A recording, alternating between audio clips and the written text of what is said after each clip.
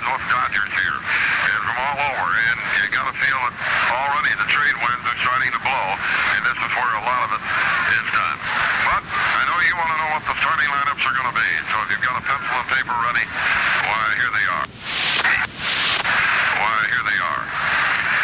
For Oakland, leading off, playing shortstop, Bert Campaneris. In left field, batting second, Joe Rudy. At third, Captain Sal Benzo. The right fielder, in the cleanup spot, Reggie Jackson. A very healthy Darren Johnson is the designated hitter. Gene Tennis at first base. Nico Manguel, center field. Ray Fossey is the catcher. And what a big job he's got. Dick Green at the second base, and the pitcher, Ida Blue. For Baltimore, Merv Rutland, right field. Bobby Critch, second base. The speedy Paul Blair in center. Batting fourth and filling the role of designated hitter, Tommy Davis, who hit over 500 against A's pitching this year. Don Baylor in left. Brooks Robinson, who is always up for a playoff or a World Series, is at third. With Luke Powell having shoulder problems and with a left-hander going, Earl Williams will play first base today for Baltimore. Andy Etchebarren behind the plate. Mark Belanger is the shortstop, and Jim Bolivar, 22 and 9, is the pitcher. We have 6 umpires here today, calling balls and strikes behind the plate. Possibly the best umpire in all of the American League, Mr. Shylock. At first base will be Bill Haller. At second, George Maloney. At third, Jim Odom. Working the left field line, Merle Anthony. And working the right field line, Larry McCoy. We also want to welcome all of you on the American Forces Radio today, as our broadcast is being featured all around the world. So whether it's evening or afternoon or morning, wherever you might be, nice to have you aboard. Wish you could all be here in Baltimore for what everybody you talk to says will be one of the most evenly matched series ever played since the championship playoffs began. And you can hardly find anybody that wants to try to pick a winner between these two clubs. The first 2 games will be here. Tomorrow's game will go on the air 1 hour later. And then we will fly home to Oakland tomorrow night. And of course we start in Oakland on Monday at 12:30. Our ticket office at the Coliseum will be open from 8 to 9, both today and tomorrow. So you can go by and pick up your playoff tickets right then and there, and also place your order for World Series tickets in case the A's defeat the Birds and go on to play the National League winners wherever it might be. The only activity on the field at the moment is Reggie Jackson, and Reggie is really running out there, getting pretty well limbered up so that he doesn't pull any muscles or anything else. The most notable absence in the lineup of the A's, of course, is little Billy North, and he will be sorely missed. Billy is back in Oakland. I'm sure listening and looking in on this one. And we all wish that he was here and in a gold uniform out in center field. The umpires and the managers are out. To show you what kind of a day it is, the umpires, at the request of League President Joe Cronin, are not wearing coats today. They're in short sleeve shirts. And Dick Williams and Earl Weaver, boss man of the Birds, going over all the ground rules here. This is a most uniform ballpark. It's been here since 1954 when Baltimore first got the franchise. When the old St. Louis Browns club was moved into here. It's 309 down the left field line, and the same to right field, but you've got to get the ball up. And you must pull it to have an easy home run. It must be hit pretty well down the line. During batting practice today, Big Darren Johnson really tattooed the left field seams, which would indicate that the injured thumb that hampered him so much during the final weeks of the season is back and in pretty good shape. And Dick Williams expects him to have a fine series. You know, Oakland fans know all about our club and how we got there, starting out very slowly. The month of April was not a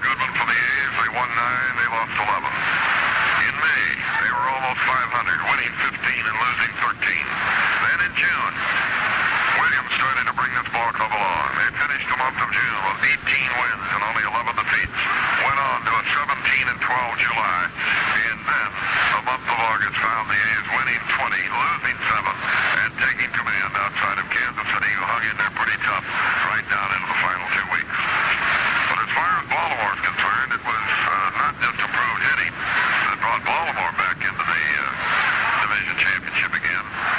They had to blend their bats with their speed, which their speed, they still got some, but with a left-hander pitching. They've got Richie Coggins and Al Bumbry, they're 2 rabbits, as they call them, out of the lineup today. Not that Belanger's not a good base stealer, and Rutman can run a little bit. Don Taylor is fast.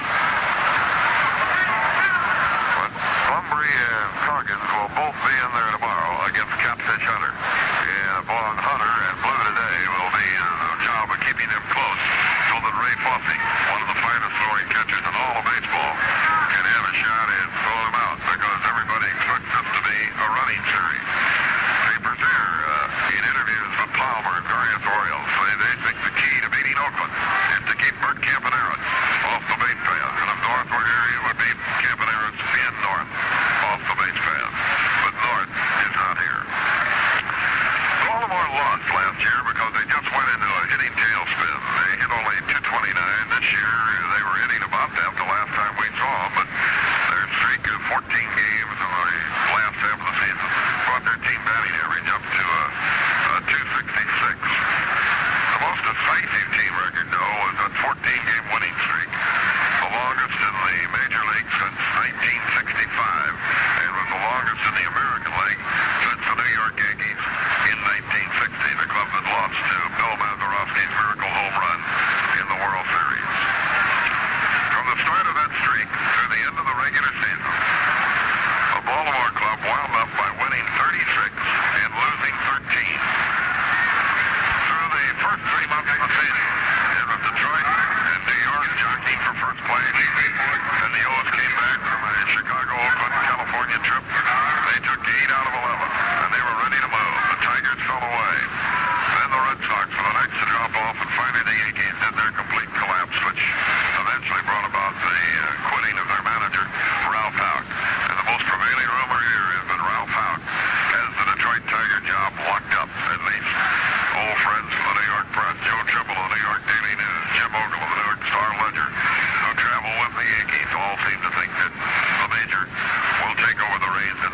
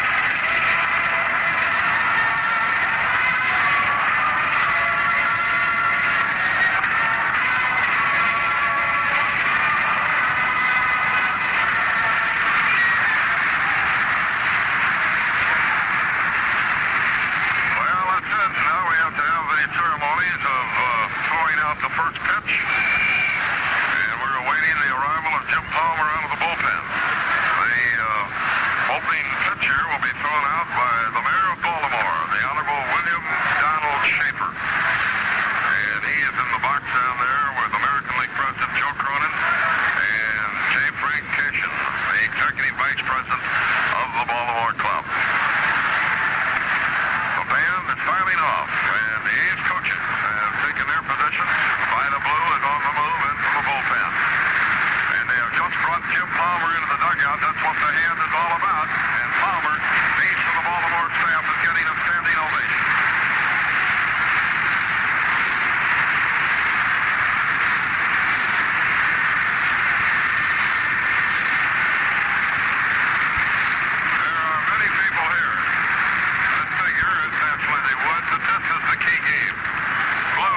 Palmer, and that whoever wins this first game will go on to take the 3 out of 5. The A's figure that they must come out of here at least with a split before we go out of the 3 games in Oakland. Catfish Hunter tomorrow goes against Dave McNally. And in game 3, it will be a duel of left-handers on Monday afternoon in Oakland.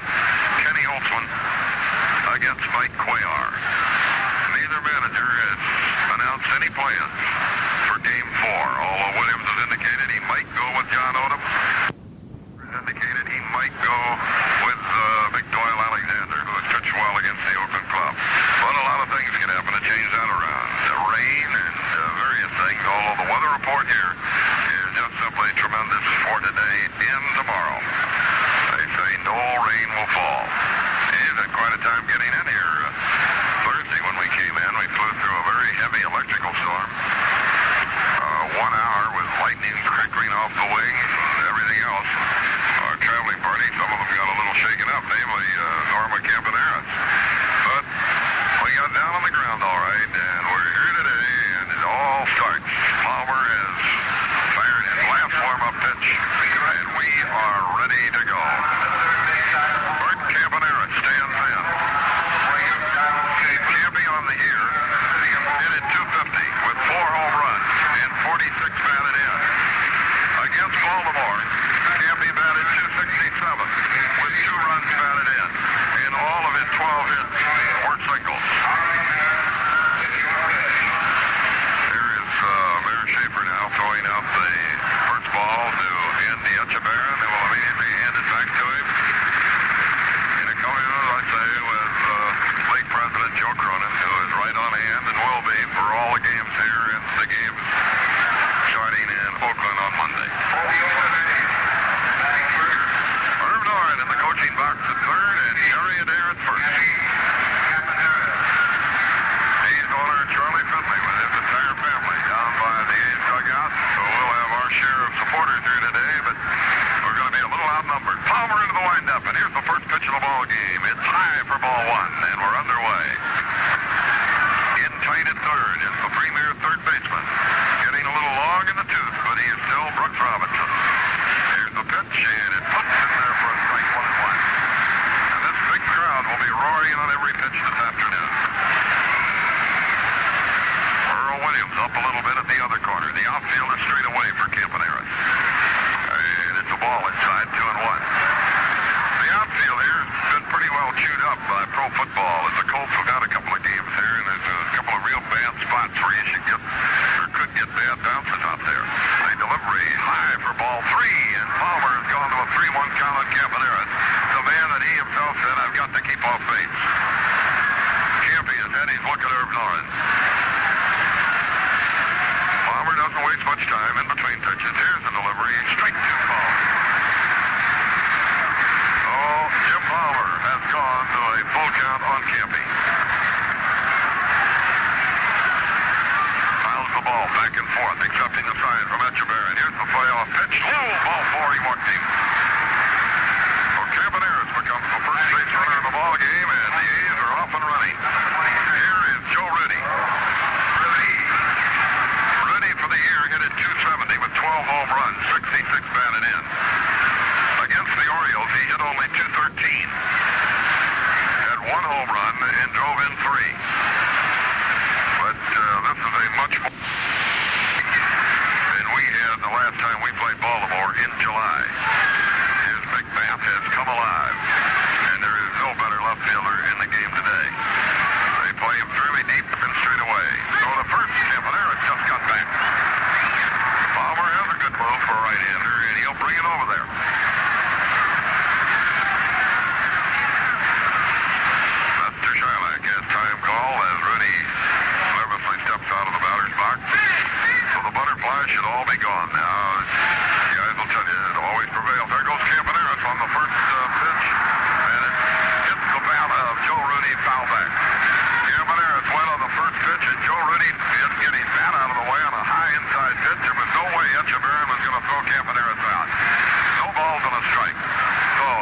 break go. That is the first one for the Baltimore club. Just a nicking foul, immediately signified by our old buddy Nestor Shylock.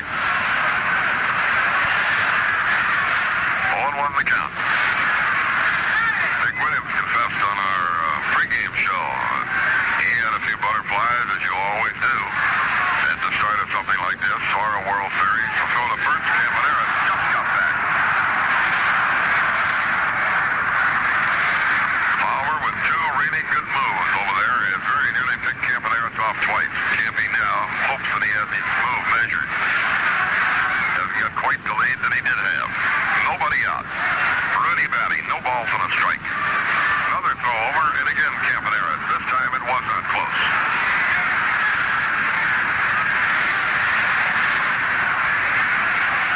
Palmer just stands there and stares at Campy.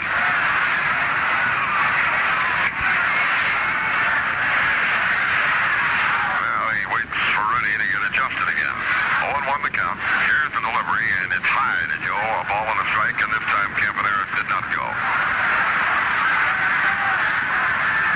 The Birds' other catcher, Ellie Hendricks, cannot play.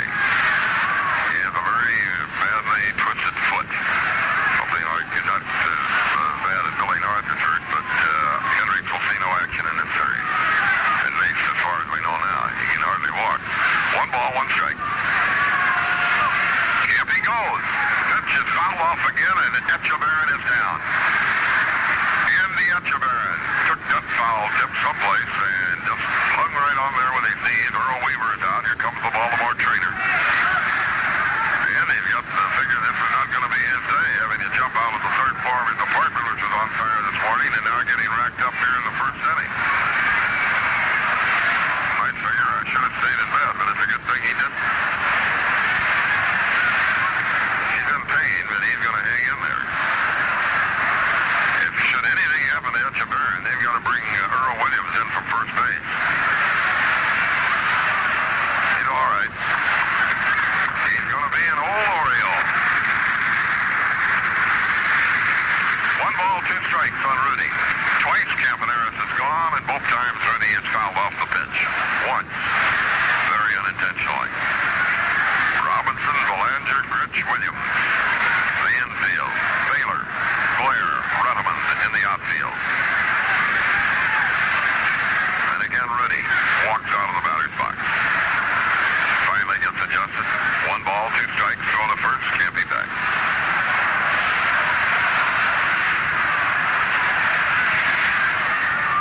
What a beautiful, beautiful baseball afternoon here in Baltimore. Palmer is set. There goes Campaneris again. It's outside. Here's the throw on down the first. No! Campaneris stole it. And Gritch is going to argue with George Maloney. Campy got in there with a long slide under Echeverrin's rather high throw. And for Campaneris, that is his first steal of the year against Baltimore. He stole 33 during the regular season, but none against this ball club. The count on Rudy has reached 2 balls, 2 strikes. And he is now in a good position to get on the board first. If Rudy even has to give himself up by hitting the ball to the right side all over the count of 2 and 2, he's going to be up there in protective fashion at the plate. Palmer ready. Campaneris a long lead. Rudy fouls the pitch back onto the screen. 2 balls and 2 strikes. Team is being well covered today. Our radio and going around the world on American forces. The Baltimore group, radio and television, with Chuck Thompson, Bill O'Donnell, Bonnie and Bob Waller over on our TV, Jim Simpson, Maury Wills on the network TV, Buck Canal broadcasting to the Spanish-speaking countries. There's a lot of people hooked into this one this afternoon, my friends. Palmer is ready. Now, the pitch is to the plate. The breaking ball down low. That's the first big breaking pitch that Palmer has thrown, and he took a little bit off of it. So it's now 3 and 2 on Rudy. Still nobody out here in the first inning, and Bert Campaneris at second base. Dick Williams already perched up on the top step of the dugout, and that's where he'll be most of the afternoon.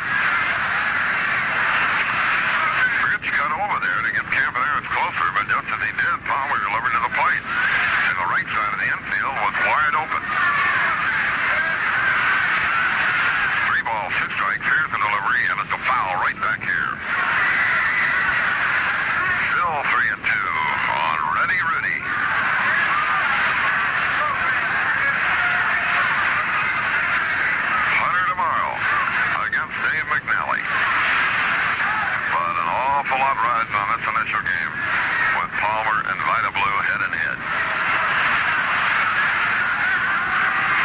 Jim Palmer sets again. The 3-2 pitch to Rudy is way outside and low. Ball 4. He walked Jim. Rudy has walked.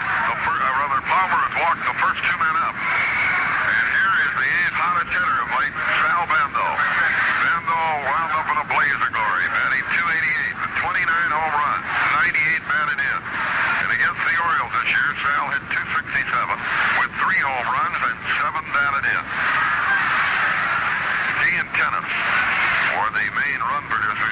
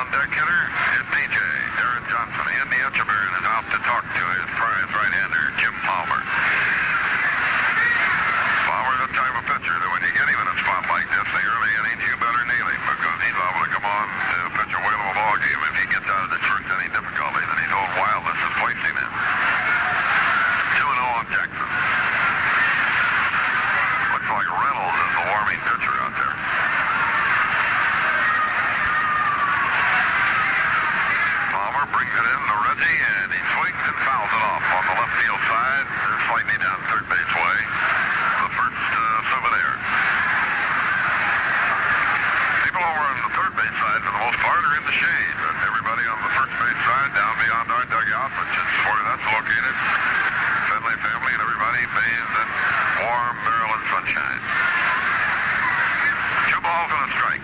One out. Campy leads off second. Rudy off first.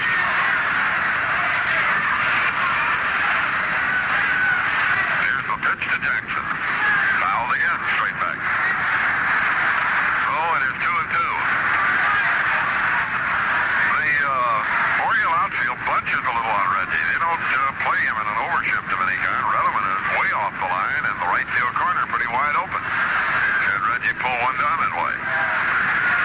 He has been late on the two cuts he's had at the Palmer fastball. 2 balls and 2 strikes.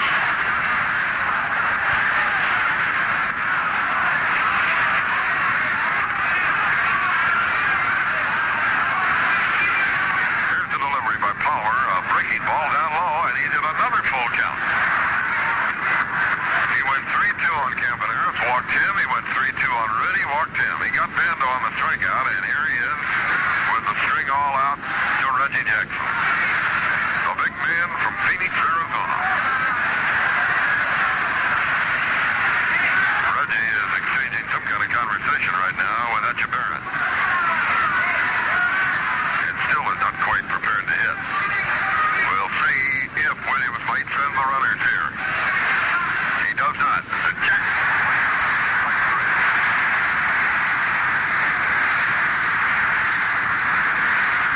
Jim Palmer in deep trouble with 2 on and nobody out. Has come on down and strike out. The heart of the Oakland batting order, Captain Sal Bando and now Reggie Jackson. And here is Darren Johnson. Johnson hit 246 on the year with 19 home runs and 81 batted in. Against Laverne, he hit 242. Hit 3 home runs and drove in 7. Earl Williams comes running in now to talk to Palmer. Well, what looked like it might be a promising inning has now dwindled down here to a last shot with Darren Johnson. If you're going to nail Jim Palmer here and get out in front.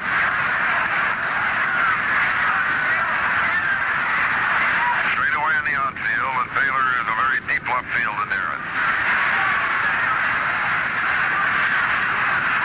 Palmer backs away.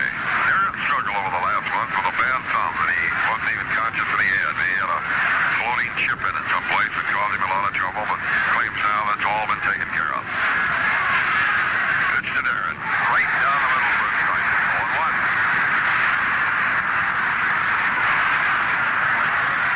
Tenants will be next if DJ keeps the inning alive. Campaneris off second and Rudy off first. The delivery is swung on it. That's strike 2. Mr. Palmer showing his class right now, my friend. He's been a tremendous pitcher for the Orioles down through the years. Been the leader of what has always been a very fine staff. 2 strikes on Johnson. Here's the delivery. Swung on it.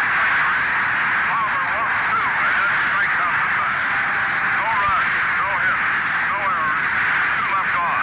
We go to the bottom of the first. Folks are nothing, and Baltimore is coming to bat. And now for your daily history lesson. In 1914, the Dodge brothers started their business by building and selling their first car. Horace and John were the original Dodge boys. Also in 1914, Woodrow Wilson was president of the United States. The first ship sailed through the Panama Canal. It was the first year of World War I. Ty Cobb was the American League batting champion. He hit 368 for the Detroit Tigers. Jake Daubert of the Brooklyn Dodgers was the National League batting champ. He hit 329. And the Philadelphia A's won the pennant. Home Run Baker was the American League home run champion, and you know how many he hit? 8 big home runs. Chief Bender won 17 and lost 13, and that made him the top percentage pitcher in the league. And it was the rookie season for a young left-handed pitcher by the name of Babe Ruth. He played for the Boston Red Sox. You know, 60 years later, Dodge is still continuing the fine tradition in those days, and the A's are still winning. The Dodge boys of today invite you to stop by your local Dodge showroom sometime this week and let them show you a modern tradition. 60 years of service.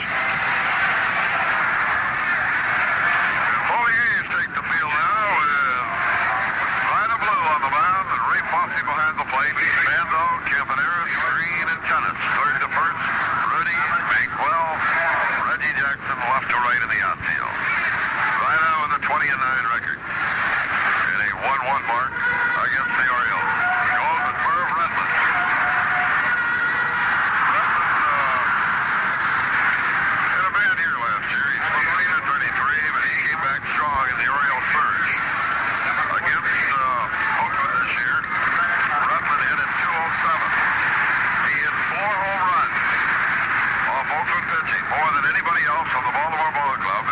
and 7. Although his average was low, when he hit the ball, it went a long way. Right is into the motion, and here's the first pitch from him. Line drive, left field base hit.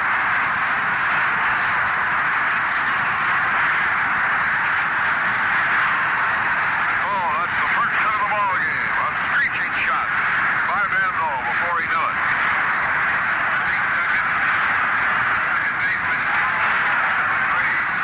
Billy Hunter in the coaching box at third, Collar over at first. And Bobby Grich will bat. Grich against the A's this year, hit at 178 with 2 home runs and 5 batted in. It looked like Redmond went up there guessing that Vida was going to throw smoke on the first pitch, and he was guessing right. And he really nailed it. And Fosse is out immediately to talk to Blue. Green started in, and Maloney called him back. Well, there's going to be a limit to what people can do together around the pitcher's mound in this series. Bobby Grich. And the crowd has come alive here in the last half of the first inning. Blue brings it in. Just outside, 1 ball, no strike. What wind we have is blowing across the field from right towards left. It will not be much of a factor.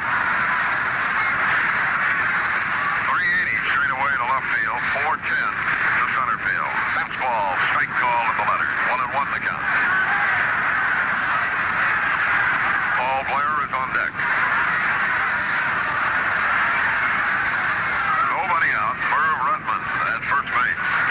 Both clubs have had early threats. Blue brings it in, and Grich trying to go to right field. Swung on, doesn't get it. 1-2 the count. His outfield is a little bit overshifted toward right. Big, well, perhaps a couple of steps toward right center. Any gap for Grich is straight up the left center field power alley. Redmond with his lead. Here's the 1-2 pitch by Vida Blue. Swung on and then strike 3. Oh, a few keys have been hung up already. 3 by Palmer, and the first now by Vida Blue. Paul Blair. One of the fine defensive center fielders in the game. Hit 186 against Oakland with 2 runs batted in. Blair was having his problems earlier in the year in regard to hitting and everything else, and went to either a psychiatrist or a hypnotist, I believe, and claimed it helped him out a lot of his mental problems. So the first, Redmond is back.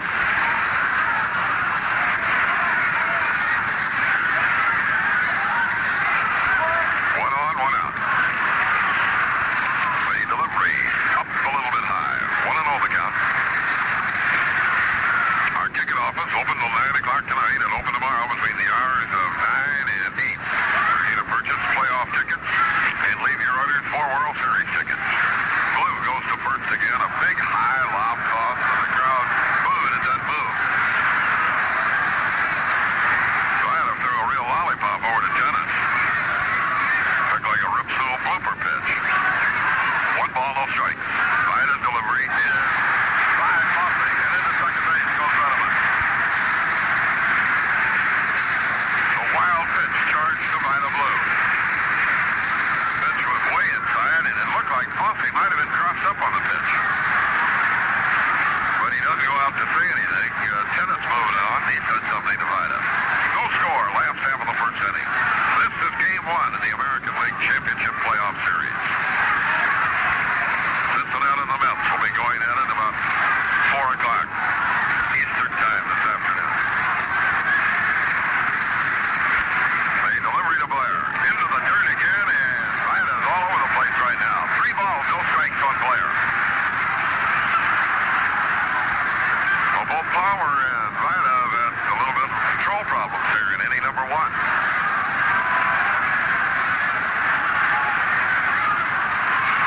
delivery and a strike at the letters. Blair knew it. He did remain 1 move toward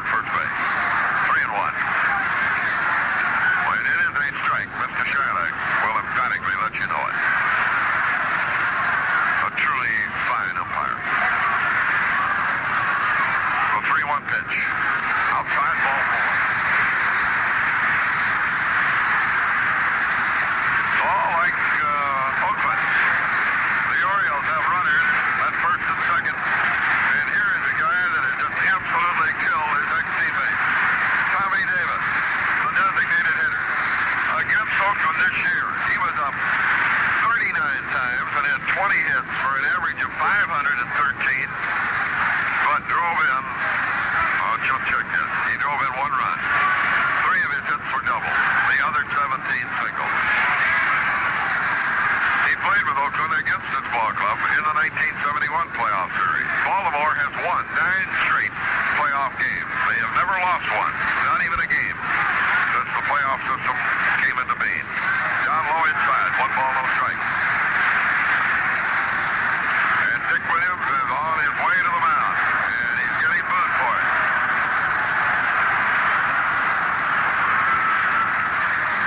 The Baltimore club in this streak of 9 that they've hung up beat a Bill Rigney Minnesota ball club. They beat a Billy Martin Minnesota ball club, and they defeated a Dick Williams Oakland ball club.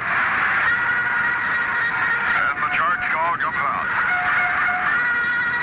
Vida Blue, pitching to a guy that he has been very close to in his career. Gave Vida advice his formative years. Davis waiting, 1 ball, no strike. 2 runners lead away. Here's the pitch to Tommy. A fly ball, punched out toward right field. Jackson on the move. Being hit. Base hit. Sullivan is in to score. In the third comes Blair. They're going to hold him up. Tommy Davis does it again. A little bloop single. A stick hit, making a double. That fell almost on the line and then spurted away from both Tennis and Reggie Jackson, rolling over to the box seat railing. Baltimore leads 1-0 and have men on at second and third with only 1 man out.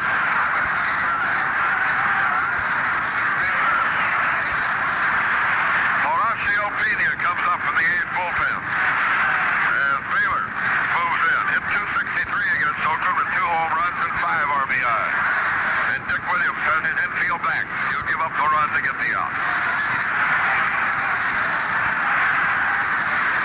The Birds strike quickly against Vida Blue.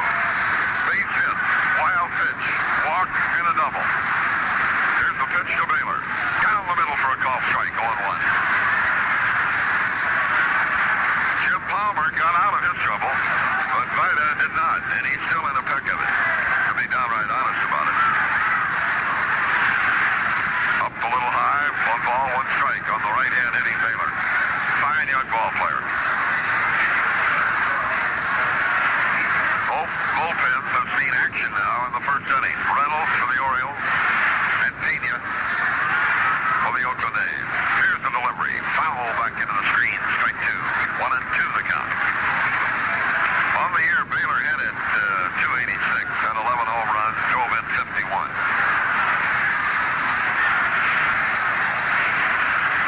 Tommy Davis, we just can't get him out. He'll not write home about that hit. It was just a little bloop, but it looked like a line drive in the Morrow box score. Just inside. 2 balls, 2 strikes. Nice to have our old buddy Mike Marquardt with us here in Baltimore, engineering, producing. And it's always great to work with a real pro. Here's the pitch by Vida Blue. Into the dirt, ball 3. Vida is wild. Full count now on Baylor. 3 balls, 2 strikes. And the money man is on deck. Brooks Robinson. Baltimore leads 1-0.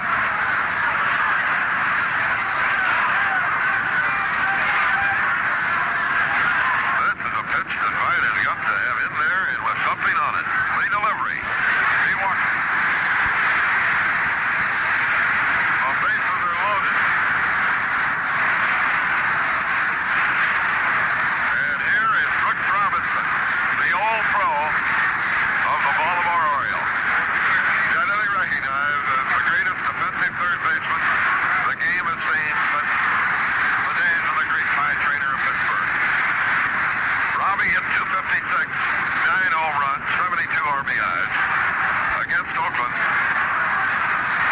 Robinson hit .318 with 2 home runs and 7 batted in. Vida needs a double play ball right here and now. 3 runners lead away, and the pitch on the corner for a strike. 0-1. Baltimore now threatening to have a big inning. And I mean, you can't let Jim Palmer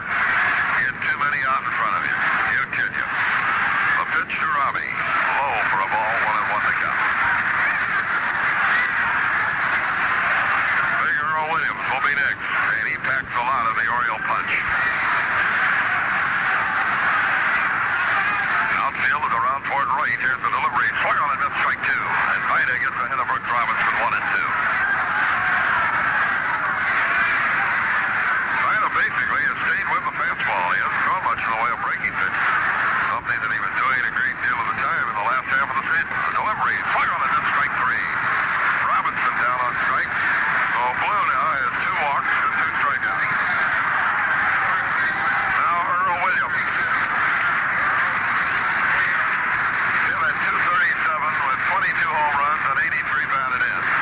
Against Oakland, he batted 146 with 3 runs batted in.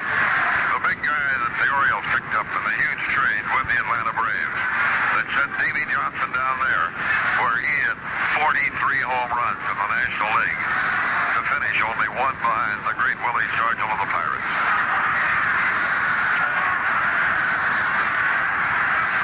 Blair leads off third, Davis off second. And a big swing and a miss by Earl Williams. Baylor is at first.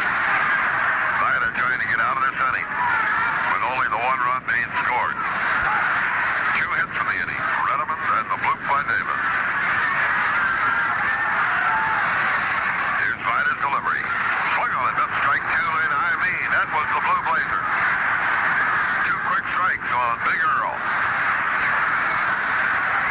Earl gives you the opinion, the way he moseys around and everything, like he might be a little bit on the lazy side, but he's a good ball player.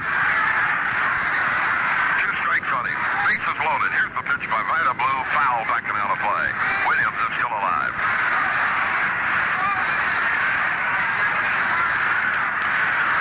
Vida takes a look around and he's outfield. It's straight away and it's deep. Bagwell is playing Williams.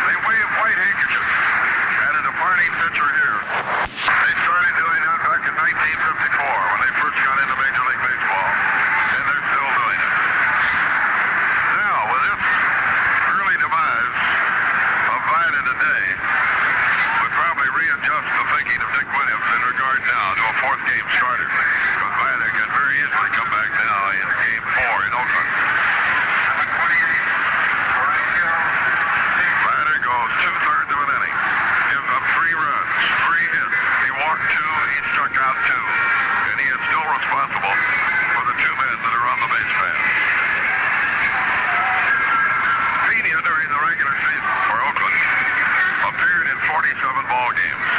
He won 6 and he lost 3. Had an ERA of 2.76. And all in all, that's a big underarm throwing Mexican right-hander. Had a fine year for Dick Williams.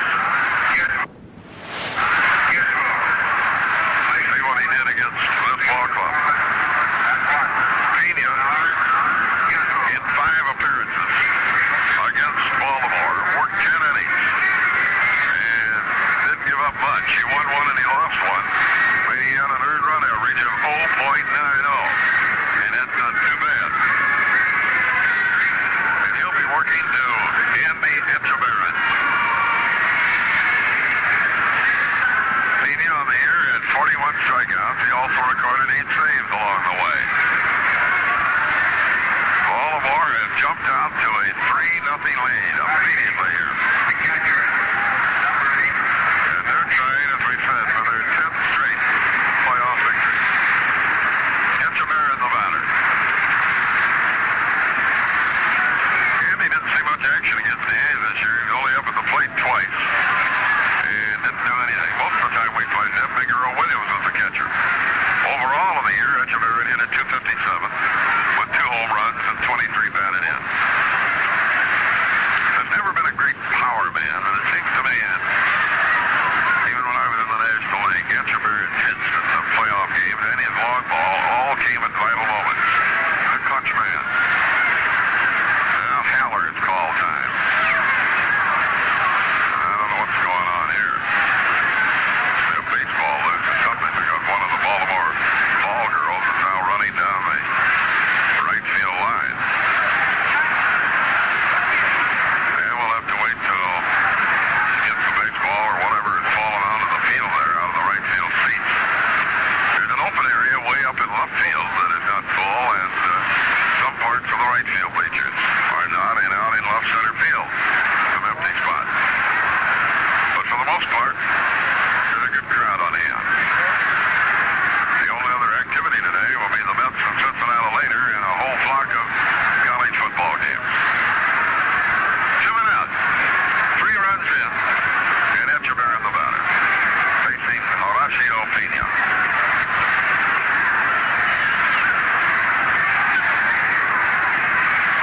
Rudy played that base hit of Williams very cautiously, as it was right out there in all that chewed up ground by the footballers. Swing and a foul back out of play as Pena delivers everything, sidearm, underhand. Came with his money pitch right then and there. No balls and a strike.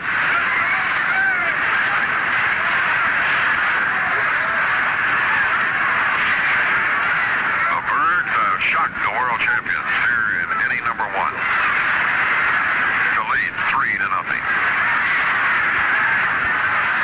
So look back by Pena.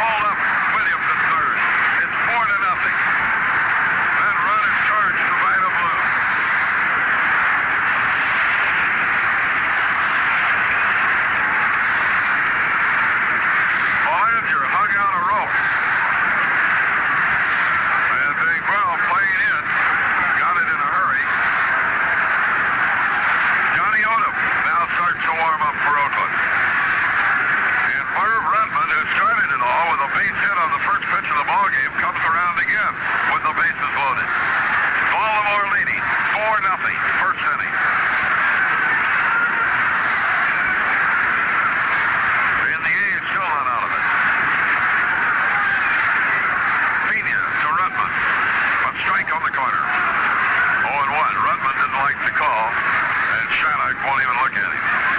He's arguing about it. No balls and a strike. Outfield overshifted toward right. Now there's some bugs or something around the home plate, and Rutland is swatting at him. I think they have bugs around here in October, but they do. Pitch to Rutland. Bouncing ball to Dick Green. Griffin steps on second, and the side is finally retired. 4 runs on 4 hits. No errors, and 3 left on. At the end of an inning, Baltimore 4, Oakland nothing.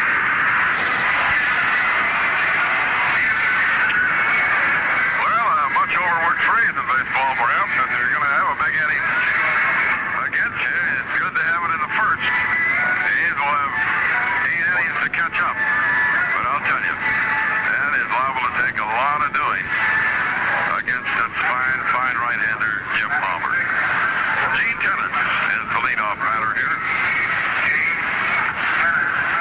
Tennant on the year, 258. But most productive, 24 home runs and 84 RBIs. Against this ball club, he hit at 244. And he was the leading home run hitter against Baltimore with 4, and he drove in 8. So it will be Tennant, then Manguel, and then Fosse. See what the world champions can do about getting back into this one. A strike right down the middle. Mr. Palmer can pitch a little different type of ball game now with the 4-run bulge. He does not have to pitch quite as fine. Breaking pitch and bounce foul along third. And a good thing it was because Brooks A. Baby was there to eat it up.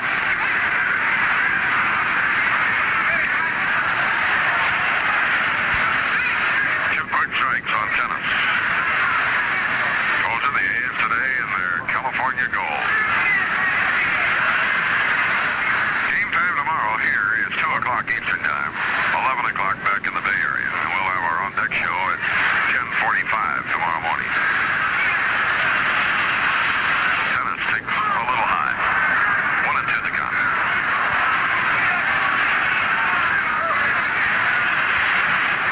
Beautiful time of year in this great countryside that is Maryland. Foul back up here. Still 1 ball, 2 strikes. This to me, I've made a lot of tours through Maryland in the fall. Has always been one of our most gorgeous states. Tennant, a line drive up the middle, base hit. So Gene Tennant gets the first hit off Jim Palmer. And he continues to hit well against the Birds. Now here's a man that is filling a big pair of shoes. Angel Manguel, playing center field in place of Billy North. Manguel appeared as a batter only 16 times against the Birds and had 1 hit. He hit at 63. His 1 hit was a home run. On the year, Angel hit 224, 3 home runs, and had 13 RBIs. High for a ball, 1-0. With the 4-run lead, Williams is not holding the Tennant. Odom has ceased warming up in the Oakland bullpen. Nice to have you aboard. Wish you could be here in Baltimore rooting for the A's. A hard swing and a miss, and I mean, Manguel took a shot at right field. They're a little overshifted to right on Angel, and the left fielder, Don Baylor, is well off the line. They're not counting on Baylor pulling Palmer too much here. Swing and a miss, strike 2. Palmer's gone to heat. 1-2 on Angel Manguel. Nobody out, Tennant's at first.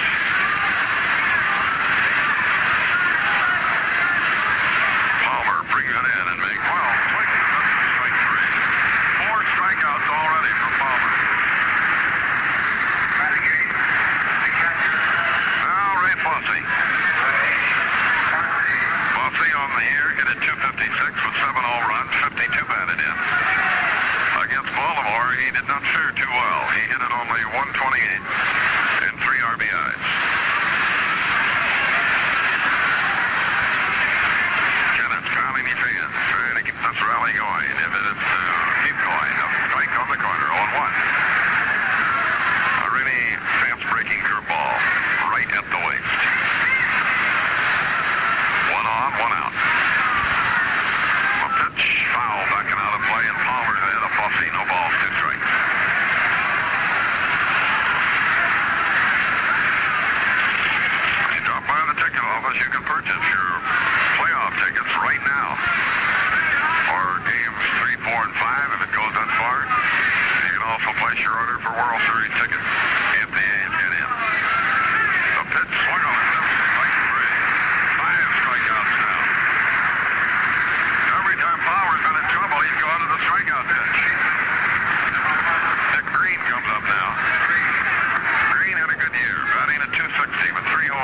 42 batted in. And against this club, hit only at 115 with 4 RBIs. He was 3 for 26.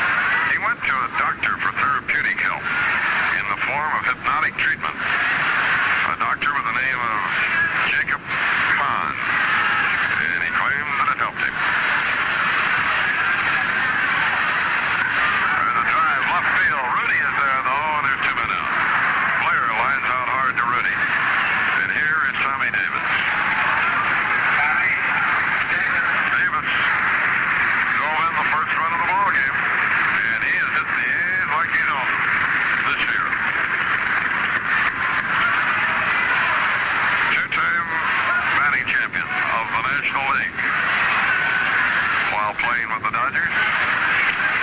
Although he was not his boss at that time, Al Campana, the top guy of the Dodgers, is here today. At that time, Campanis, when Davis was over there winning batting titles at the Chavez Ravine, Campanis was the chief scout. And then eventually took over the general manager job when Buzzy Bavasi moved on down to San Diego. No balls and a strike. 2 outs, nobody on. Pena goes to work. And the fly ball is lifted out toward left. Rudy should get this with little difficulty. That's it. A 3-up, 3-down inning for Pena. At the end of 2, 4-0 Baltimore. Don Baylor stands in now. He drew a base on ball his first time up. He dropped by our ticket offices and do any ticket ordering for the World Series. And the games will be October 13th and 14th if the A's are in it. You must purchase or leave orders for tickets in 4-game strips. Baylor takes the ball. 1-0. The prices per strip, $60 for the first deck and loge boxes, $40 for the second and third deck, and $16 in the bleachers. And an additional $1 must be included with each order to cover mailing and handling charges. Ball 2 is low, 2-0. Payment may be made by cashier's check, money order, or certified check. And our ticket office is open today and tomorrow until 8 o'clock in the evening. Pena working, 2 balls, no strikes. Comes way inside, ball 3. Oh, Horacio, way off target here and working to Baylor. There's some more stirring around out of the Oakland bullpen. Or maybe that's just Lindblad up looking for money. Here's the 3-0 pitch.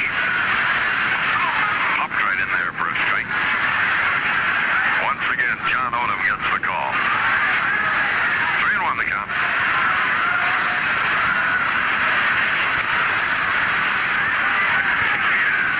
Pena works, strike 2 call, so he's come back from the break of a walk to carry the count out full 3-2. On this fine young outfielder who should be around these parts for many a year to come. The Orioles have age in some positions, such as third. But basically, they've got some fine young talent, too. 3-2 pitch, swung on it, that's strike 3. Pena came back from the break of the walk to record his first strikeout. 1 away, and here is Brooks. Robinson, that is. Still a people's choice here in Baltimore.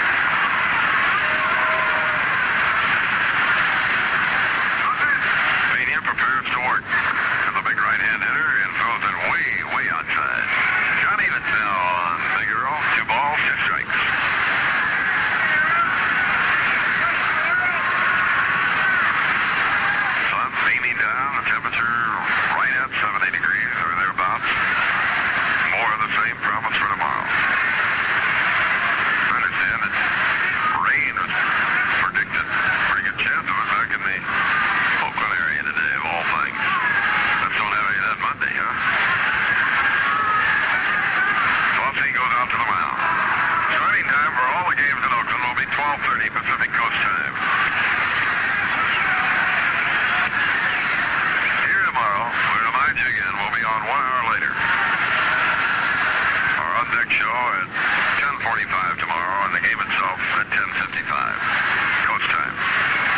The 2-2 pitch to Earl Williams. Inside, ball 3, and Earl almost got unhinged there. He bent about 4 different angles, trying to get out of the way of it. Full count, 3-2.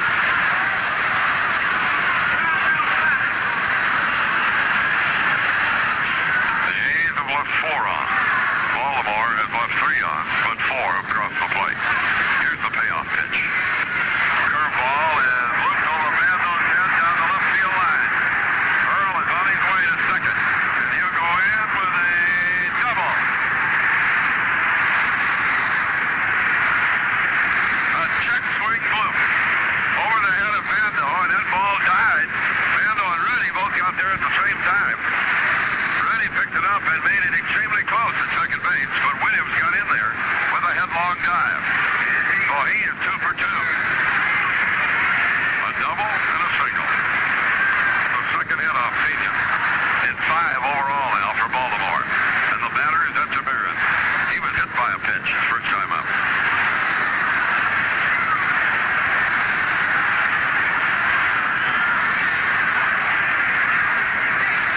Outfield straight away. Jackson yelling at Bagwell to pull him over a little bit into right center field. Delivery to Andy is inside for a ball. 1-0 the count. Baltimore, 4 runs on 5 hits. Oakland, no runs on 2 hits. We're early yet. 3rd inning.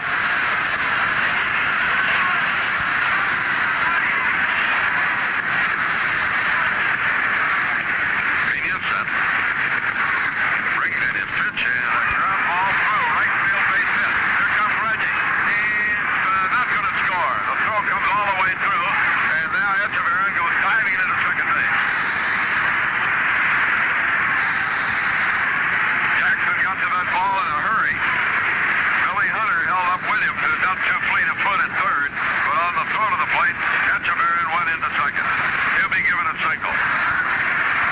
And Pena's in trouble again.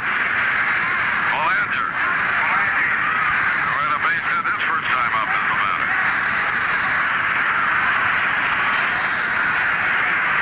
There's a bird out in right field in front of Jackson.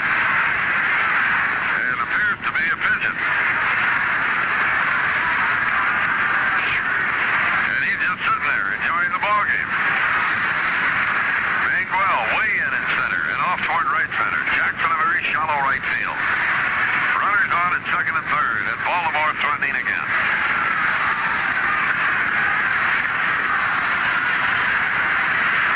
There's the pitch. Inside for a ball, and again Fossey out to the mound. And here comes Bando. He'll join him.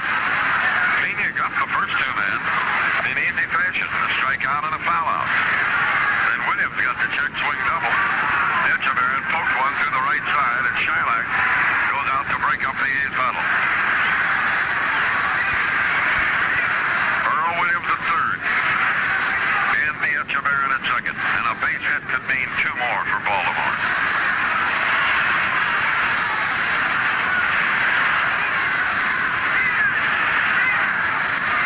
Pena tugging at his cap, throwing it more firmly on his noggin. 1 ball, no strikes. The pitch to Belanger is low inside, ball 2. 2-0 the count. And Odom is ready if Williams calls on him. He's still on the mound out in the bullpen, but he's not throwing. He's watching the field of play here. 2 balls, no strikes. Pena pitching for his life in the third is outside, ball 3. If he loses Belanger, he'll then face the tough-hitting Merv Rutman. And outside of the second inning, every time he's looked up so far today,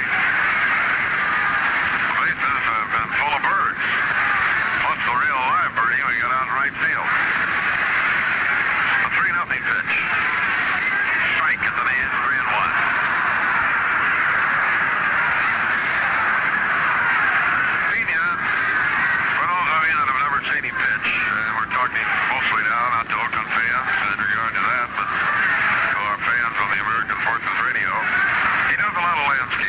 almost after every pitch. He draws the foot across the rubber. He has a nervous habit like Steve Glass of the Pirates does the same thing. Strike two call on Mark Valance. Full count now, 3-2.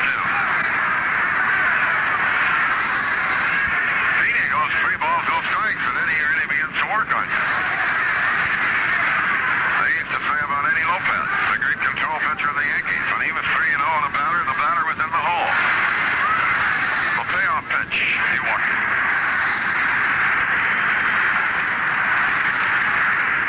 The bases are full again, and Dick Williams is on the move. And he's going to remove Pena and bring on Johnny Odom.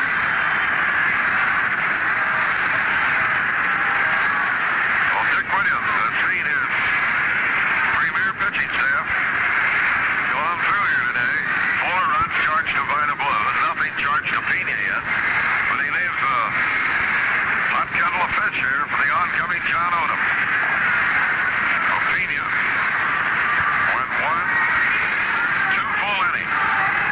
Gives up 3 hits, walked 1, and hit 1.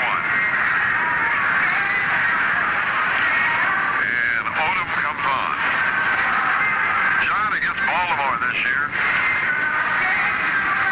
was in 1 game. He started it and worked 7 innings. Gave up 3 runs on 5 hits. He was the losing pitcher and had an earned run average of 3.68. Struck out 4 and walked 8.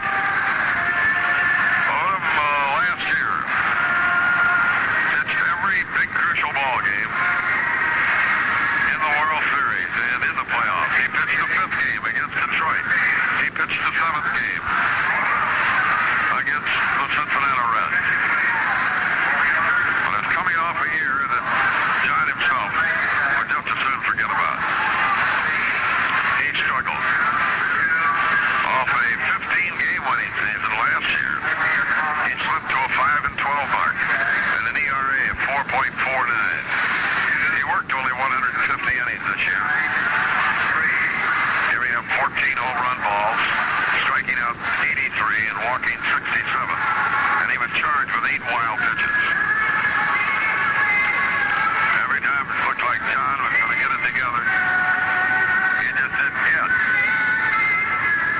But in another thing, the A's, who are a great defensive ball club, I think played some of their worst defensive ball behind Odom. And key errors at various stages along the way seem to unnerve Odom. But this job has been turned over to him now. The slim right-hander from Macon, Georgia. And he works to Marv Redeman, who is singled and hit into a porch play.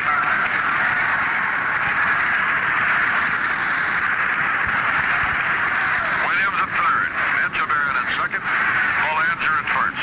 2 men out. Baltimore leads 4-0 in the third.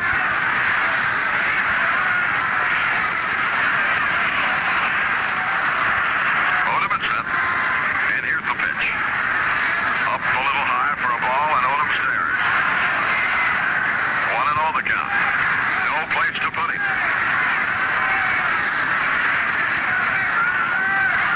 This is a confident Baltimore ball club. The A's are too. Pitch is in for a strike, 1-1. Odom gave him a fence ball and picked up a good piece in the outside corner at the waist. 1-1 the count. Baltimore leads by 4, and they're trying for more. Not to be poetic. There's the pitch. Pops away from Buffy, but he keeps it in front of him. No advance. It was low. 2 balls and a strike.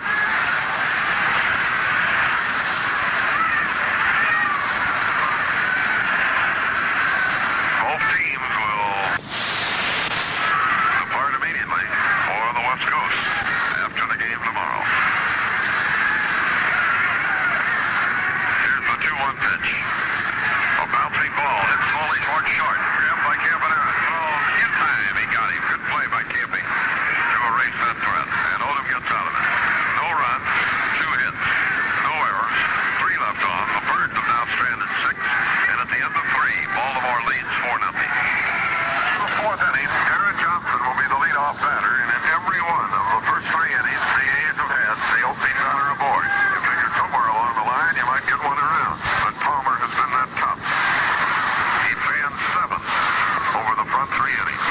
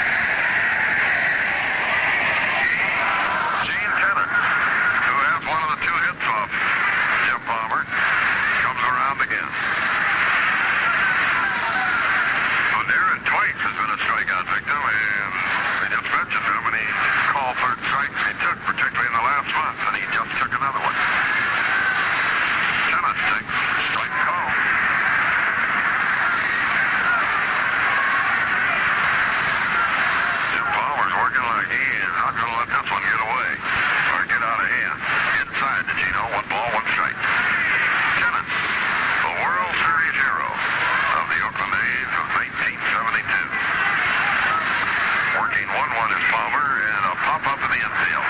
Bolanter calling for it out by second base, and has it for the out. 2 men out to Angel Manuel, a strikeout victim. His first time around.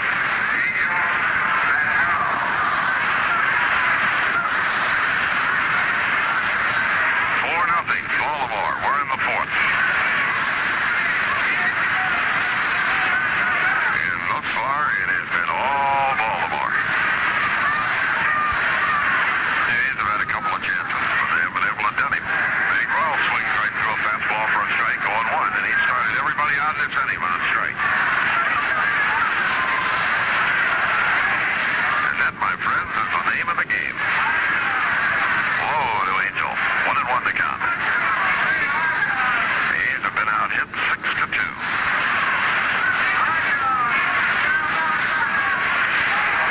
Breaking pitch is a little high, 2-1.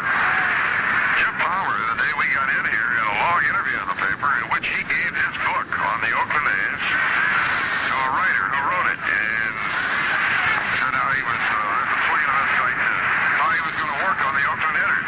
Now we understand it did not go over too big when they're on waiver. He didn't like it. 2 balls, 2 strikes. Strike 3 balls. Palmer has now struck out 9. 3 up, 3 down. We go to the last of the fourth. Baltimore leading 4-0. Auto Stores for everything automotive. Today's the day. Today, the newest Grand Auto Store opens in Hayward, corner Mission and Jackson Streets. And what a grand opening celebration. A day-long gala festival of activities, including entertainment, door prizes, and free gifts. Free pizza, courtesy Straw Hat Pizza. And free drinks by the Shasta Beverage Company will be served from noon till 2 p.m. A full side of beef will be awarded the customer who most accurately guesses the number of beans in a jar. Free tickets for a drawing at 8 p.m. of more than $1,000 in merchandise will be given away to those attending the grand opening today. All this, plus thousands of money-saving grand opening specials. Don't miss it. Listen to this game in your car as you hurry to the tremendous grand opening of the Hayward Grand Auto Store, Mission and Jackson today. The grand near your door. You get lots more. In a Grand Auto Store.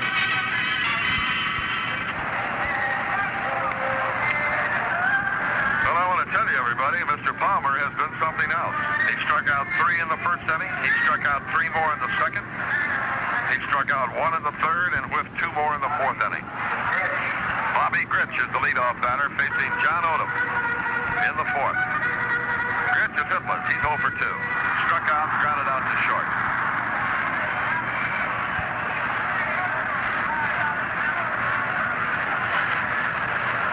Odom, the third pitcher this afternoon for Dick Williams. Comes with his pitch, and it's over but high, right around the chin area of Bobby Gritch. 1 ball, no strikes.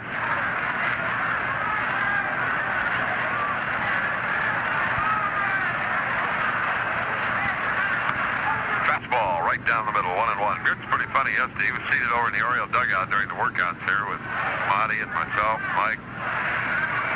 And as he left, he kind of grinned. Swinging a foul off the end of the bat, 1 ball, 2 strikes, and said, "Hey, what's the matter? Any of you guys going to wish me luck?" And I think it was Monty. He said, "Yeah, when it's over. And have a nice winter, we hope." But right now, it's all Baltimore. They lead 4-0, bottom of the fourth.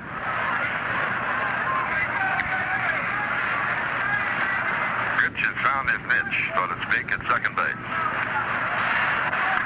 A bouncing ball to Benda, almost ate him up. Long throw to first, got him. Good play by Sal, who had to let the ball play him. He had no chance to charge it. So Gritch is 0 for 3. Now here's Blair. He's walked and lined to Rudy.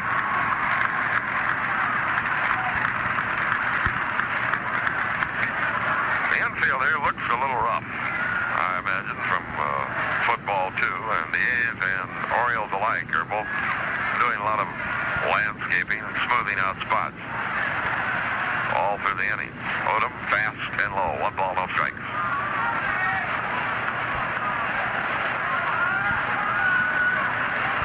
You're not going to believe this, but that pigeon out in front of Jackson has now settled down to take a nap. He's laying down out there.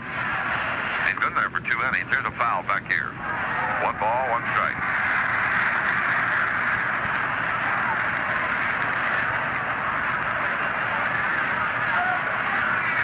There appears to be one out by Miguel, too.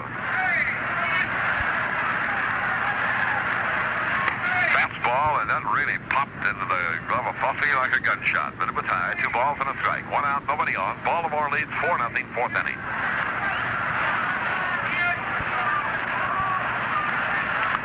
John Odom works, and a foul back into the upper deck. 2-2 on Blair.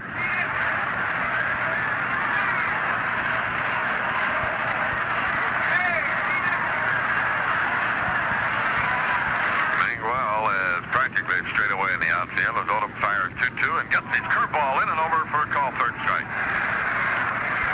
Johnny Odom has come out of the bullpen firing strikes today. 2 away. And Tommy Davis will bat. A key double in the first inning, and a fly ball to Rudy his 2nd time up. And Tommy gets a good hand. He has really come back this year to bite the hand that once fed him. That is Charles O. Finley. He's high for a ball, 1-0 the count.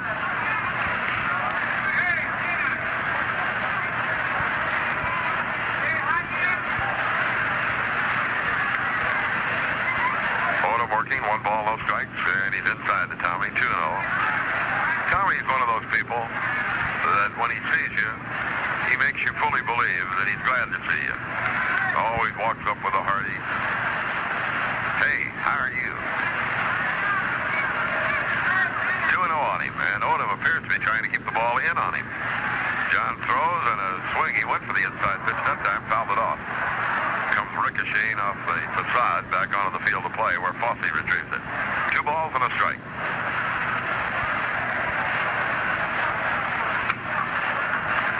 The league president, Joe Cronin, here with his main aide, Dick Butler, and several other members of his staff, Bob Holbrook. Odom, ready to pitch, backs off, goes to the rosin bag. 2 balls and a strike, 2 outs, base is empty. There's a ground ball up the middle. Campy goes over, gets it, and throws. No, they didn't get him. Ball was hit right over second base, and Campanera got behind the bag, came up, had to set himself to get any seam on the ball at all, and his throw did not get Davis. It's a base hit, and Tommy is 2 for 3. And he went into this series hitting .513 against Oakland pitching. How about that? A former colleague of mine named Mel Allen might say. Here's Baylor up now. He's walked and struck out. 7 hits now off Oakland pitching.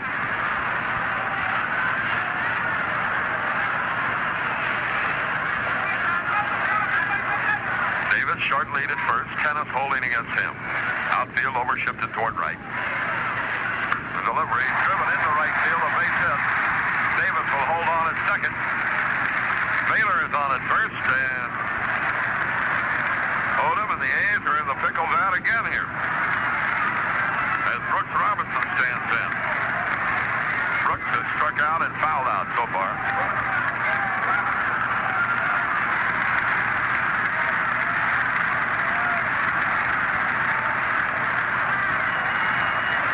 All left started with 2 men out.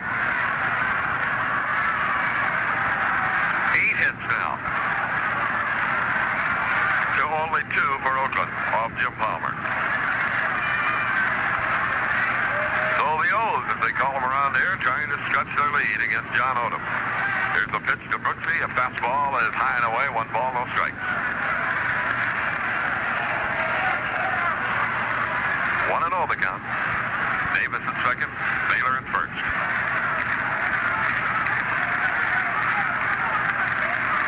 Checks the runner at second. Comes way down low into the dirt, ball 2. He's behind Brooks Robinson. 2 balls, no strikes.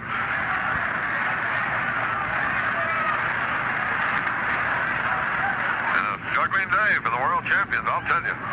Baltimore came out swinging against a very ineffective Vida Blue in the first inning. they drove him to cover in 2/3 of an inning.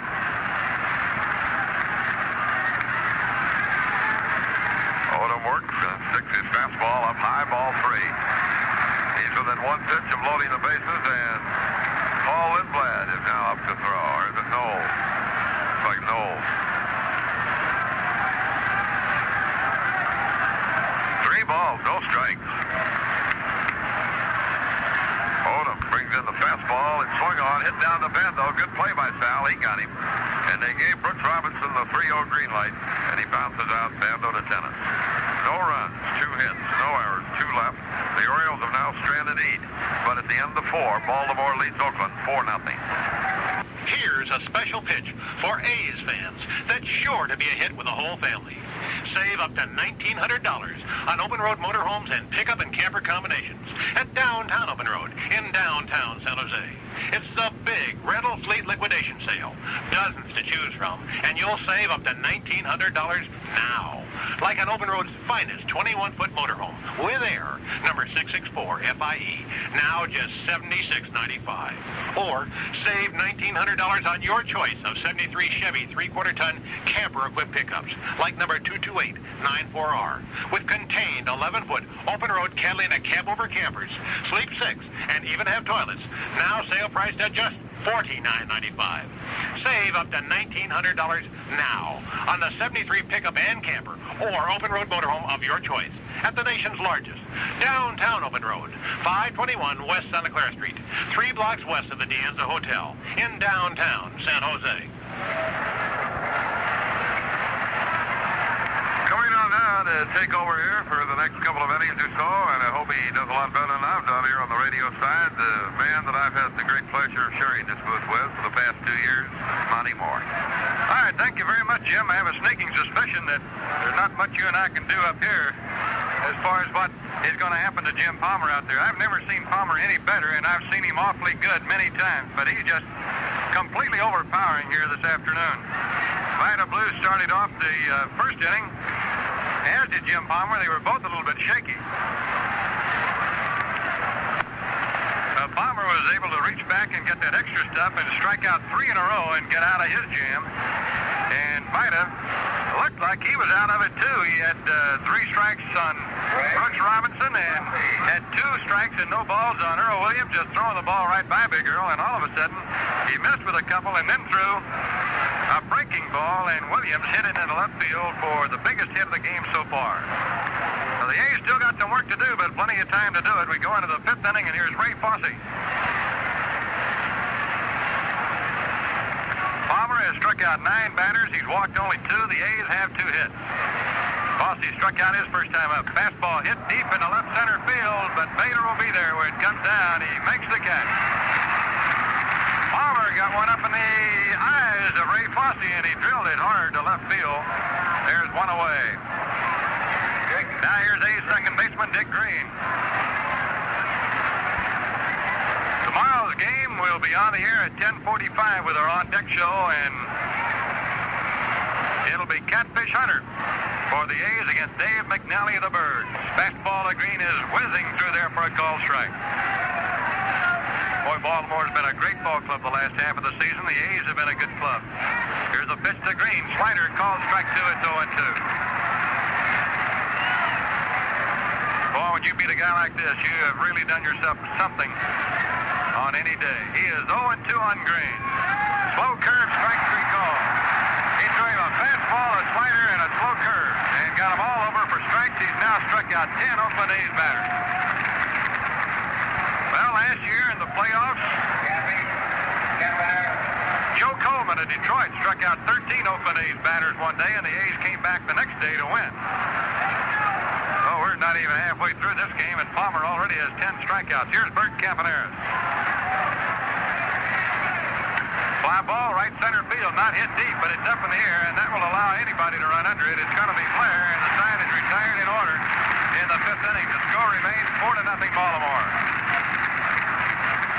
Here's the pitch. pitch. Change up and Good there's can a bargain be? Back in 1914, Jack Dunn spotted a 19-year-old prospect for his Baltimore Orioles. But in order to sign the boy, Dunn had to legally adopt him from an orphanage. When the youngster arrived at training camp to the usual hazing by older players, the trainer advised them, hey, you better leave the kid alone. He's one of Jack Dunn's babes. Of course, the name stuck on Babe Ruth. And oh, the bargain. Ruth's salary that year was $600. At Sunnyvale Dodge, California's largest Dodge dealership, our prices are low. But what really makes a bargain? Selection, 12 acres of beautiful cars and trucks. Financing, the Miracle Finance Plan. And finally, assurance. Every used car sold at Sunnyvale Dodge is unconditionally guaranteed for 30 days in writing. Now, we can't give you Babe Ruth for $600, but we'll never throw you a curve. At Sunnyvale Dodge, we feel we best help ourselves by helping others. At 1095 West El Camino Real, Sunnyvale.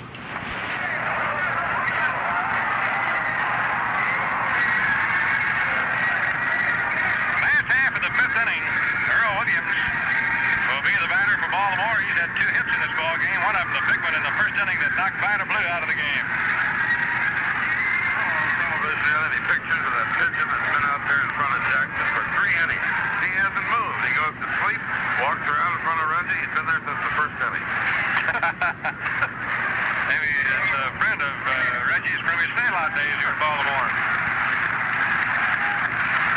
Well, Johnny Odom and Horacio Pena have done outstanding work in relief so far in the game. They've not been scored on. Pena did give up a base hit on which a run scored.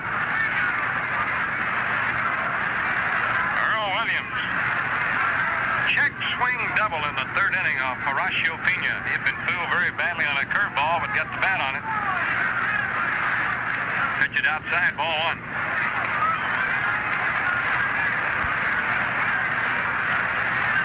Baltimore is a club that has never lost a playoff game. They've been in 3 of them. Odom's pitch to Williams is outside a ball.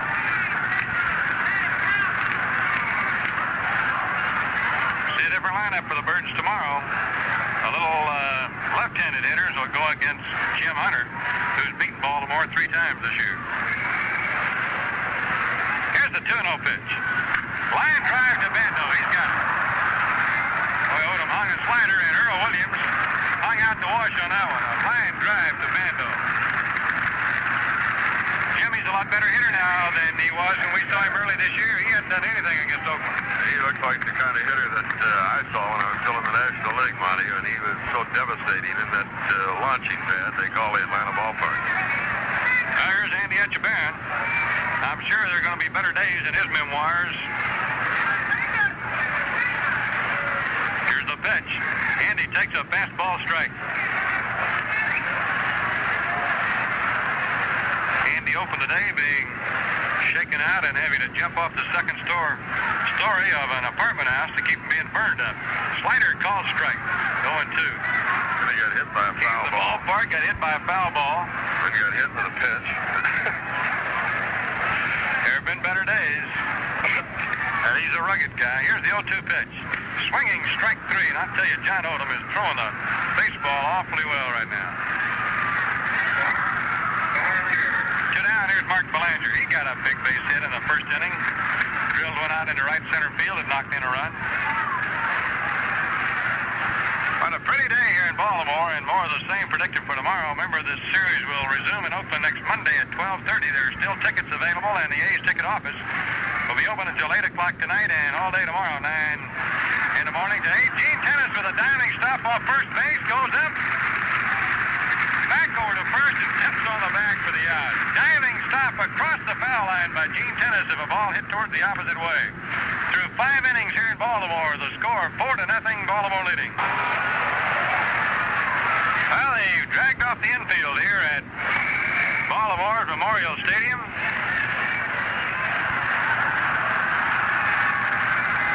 After 5 innings, it's Jim Palmer in Baltimore 4, and the Oakland A's nothing. Vida Blues, the pitcher of record here in this one. Only 2 hits for Oakland. Gene Tennis got a single off a curveball in the second inning, and Campaneris got a base hit in the third. Boy, Campy came out of the gates ready to play today. He walked at first inning and stole second base right off the bat. took off running again in the third inning, had it stolen again, and the ball was fouled away by the batter.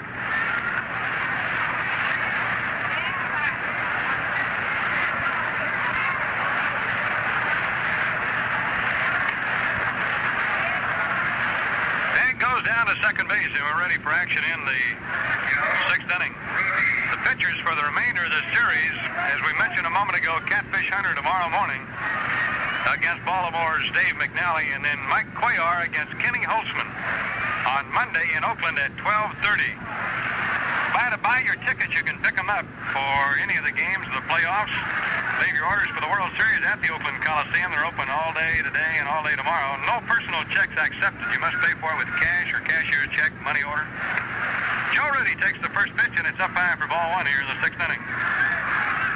Rudy, Bando, and Jackson. What imagine, Monty, the way things went here today, that Vida Blue would come back now in Game 4. I've got to imagine that was one of the reasons Dick Williams went out and got him the first inning today. Here's Palmer's pitch to Rudy. Fastball, line towards left field, but he didn't get it all. Baylor backs up now, comes in and makes the catch.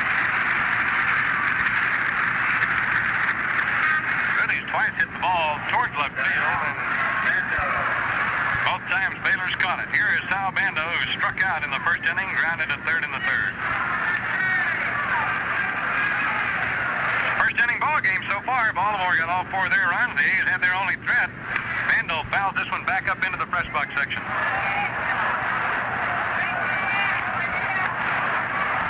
Telecast of tomorrow's game will be done exclusively on Channel 2 in Oakland. Bando takes a let-up inside, ball one. Palmer this year pitched a two-hitter and a one-hitter. As a matter of fact, he had two one-hitters this year. 1-1 delivery. Low, it's a ball, 2-1. The hope the A's had was that Palmer would do just what he did, make a couple of mistakes in the first inning or so, walk a couple guys, and somebody hit it out. But after the two walks, he struck out the middle of the A's batting order. 2-1 to Bando. Outside, it's ball three. And that's exactly what Palmer did. He just blew it by the middle of the batting order. 3-1 pitch. Ball four, Bando's on, and now here's Reggie Jackson, who could cut the lead in half. He gets hold of one, but so far he struck out twice. He struck out swinging at fastballs the first time up. Then in the third inning, got a couple of strikes on fastballs, and then Palmer went to two straight curves. He missed with one and came right back with another one and dropped it in there.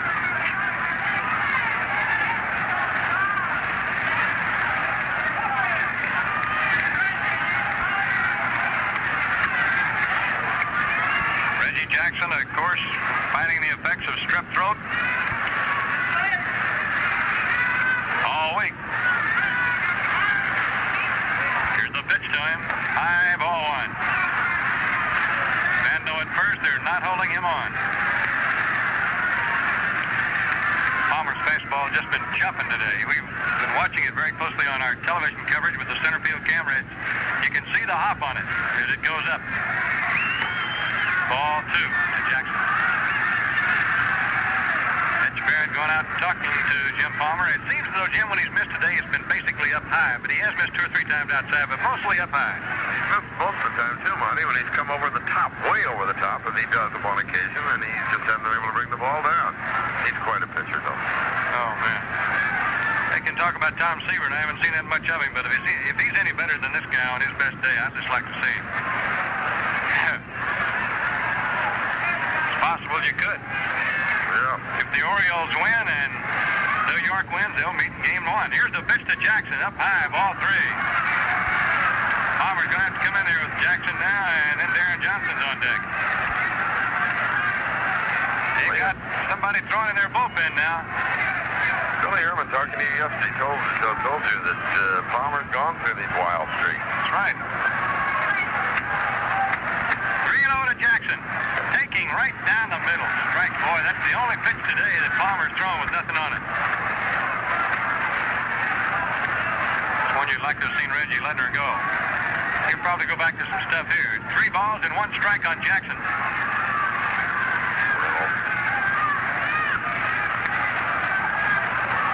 Here's the pitch.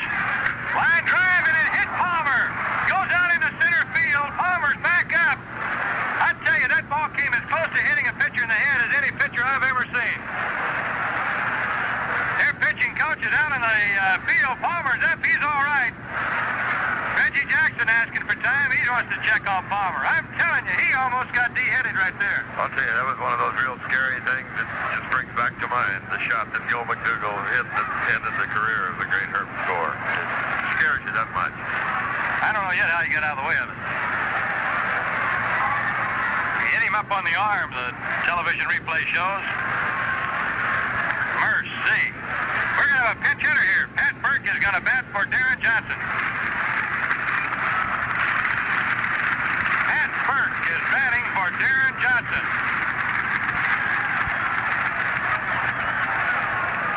They say the blow was just a glancing blow off the left arm of Jim Palmer. It had to be, or if it's been a solid one, he'd still be down because Jackson hit the ball about as hard as it could be hit. Darren Johnson had been struck out twice by Jim Palmer. So Dick Williams is going to go to Pat Burke, a big, strong left-handed hitter with a 190 average in 23 games for the A's. He's had 2 home runs, one off Nolan Ryan. The A's need the long ball right here to get back in it. Palmer off the stretch. Here's the pitch. Inside, ball 1. Well, you can tell what the scouting reports are on these guys. The first pitch a pitcher throws usually. They think they can get Burke out inside from the looks of that first pitch. It's 4-0 Baltimore. The A's could get right back in it here. Here's the pitch. Strike on the outside corner. 1-1 on Burke.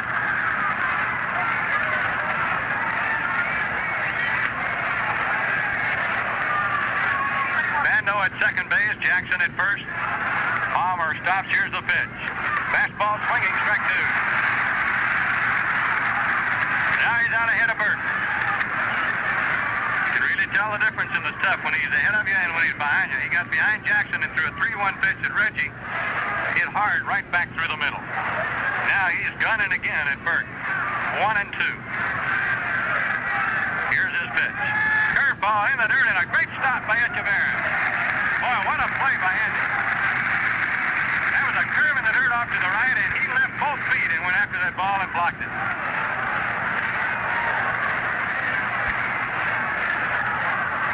So the count's 2 balls, 2 strikes. After he threw that curveball that badly, he looked for the fastball coming back. He sets, he stops, he throws. Fastball, he puts him out swinging. Let's pause for station identification on the Golden Pacific Sports Network. There's a key window sticker on your car, and we spotted you could win a valuable prize from the Bay Area leader, KWEN San Jose. KWEN Sports Action Radio. Well, Jim Palmer up off the deck to strike out Pat Burke with nothing but fastballs. He just threw the ball right by him. But what's new? He's been doing it all day. That's 11 strikeouts. Here is Gene Tennis, the A's first baseman now, with 2 on and 2 out. Palmer's pitch on the way. Fastball foul just above us. Tennis has one of the A's 3 hits today. Single to start the second inning.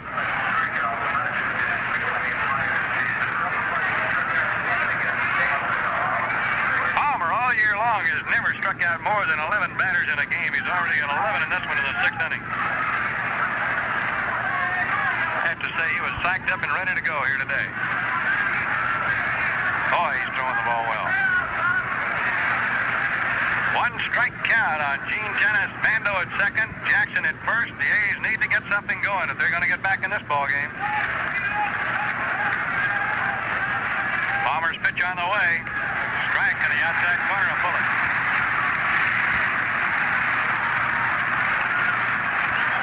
Oh, he's an animal out there today. Oh, yeah.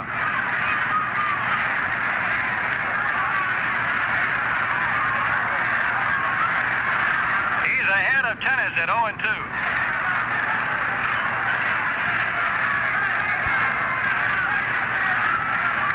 Palmer gets the sign from Andy Echeverria. And here's the pitch. Curveball high. He wants another baseball.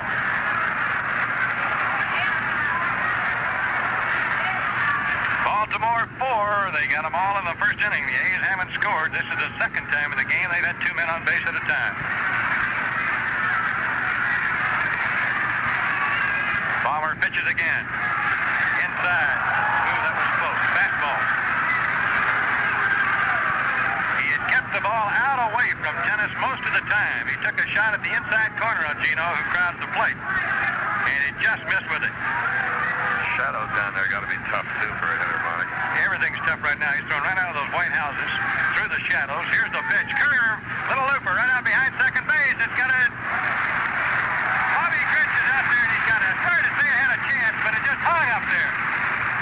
And Gene Tennis is out, and the A's don't score again. No runs, one hit, two left on. The score in the middle of the sixth inning is 4-0 Baltimore.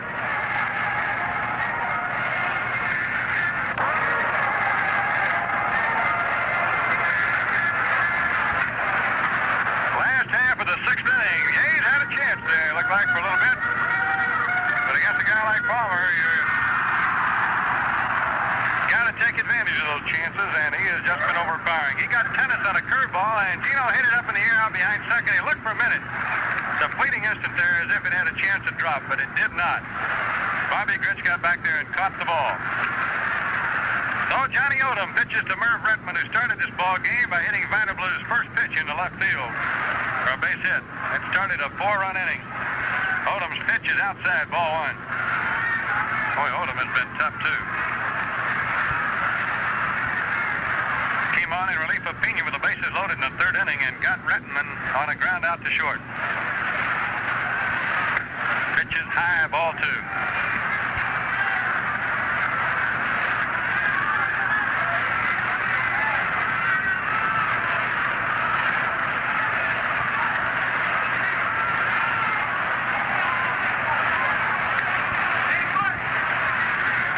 Odom comes in there, 2-0.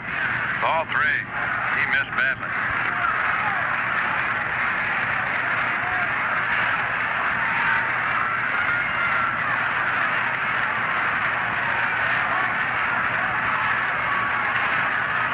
Odom pitches 3-0. Ball four. Retman is on to start the inning.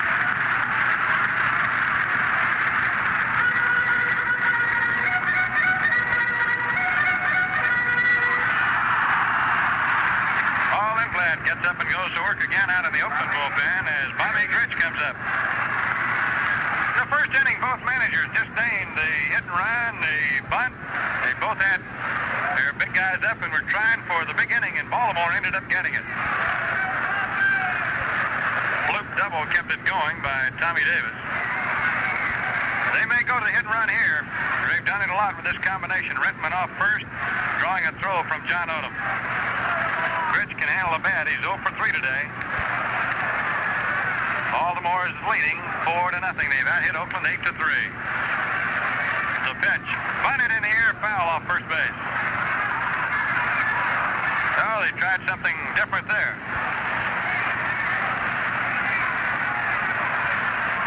Dick Williams had his hottest hitter, Bando, up at the plate in that first inning, and you got to feel that he's got to go for the long ball because he's been hitting a lot of them. Palmer got him to 2 balls, 2 strikes, and finally got one by. 1 strike to count on Bobby Grich.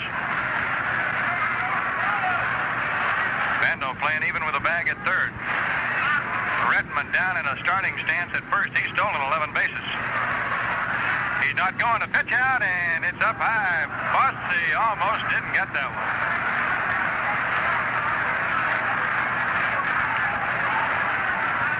Both clubs become jumpy when men get on because both clubs like to hit and run. Both steal a lot.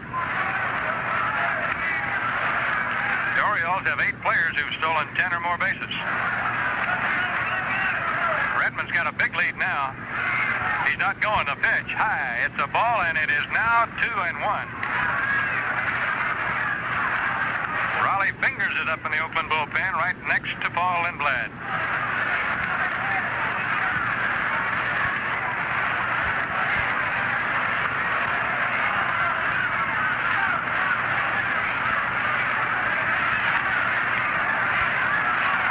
Odom at the stretch, turns and throws, and almost picked off Retman. Johnny has a very quick move.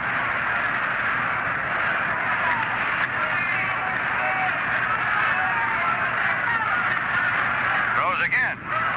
Not close this time.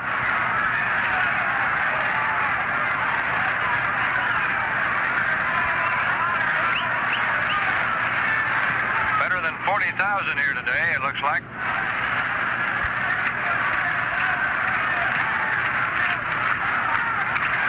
Here's the pitch to the plate. Bouncer foul off third. Almost hit Billy Hunter, the third base coach.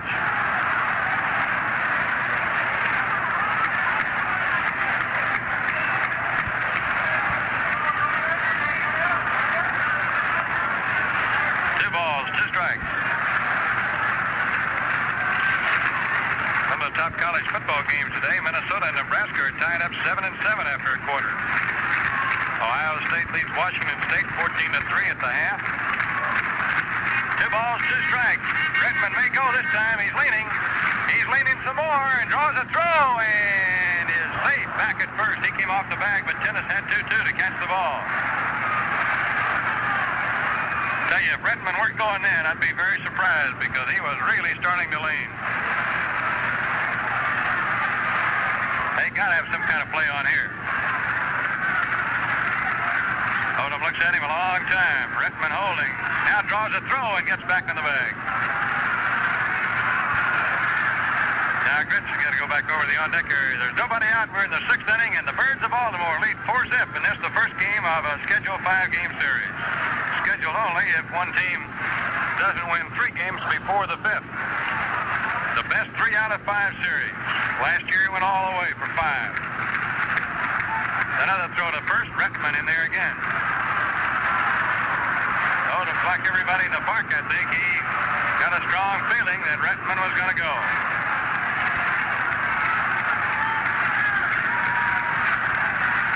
He's pitching inside, ball 3.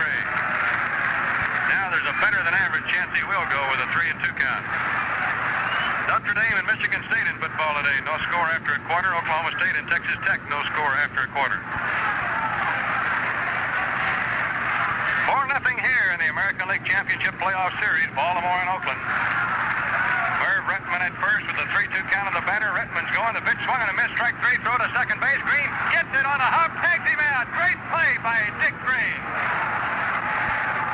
Redmond running. Ray Fosse's throw was in the dirt off to the third base side of second. The A's sure-handed second baseman Dick Green backhanded the ball and slapped the tag on Redmond for the double play.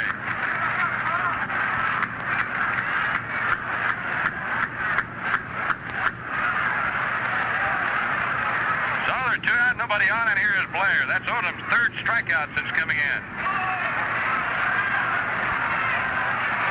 Odom's pitch to Blair. Slider swung on and fouled down. Strike 1. Boy, that Fosse's quick getting rid of a ball. That time he threw it in the dirt, but Green, who had to hold his ground at second with a runner coming in on him, but had to reach across the bag to backhand that ball, got it and tagged him. Odom throws one in the dirt and bounces all the way to the backstop. 1 ball, 1 strike to count.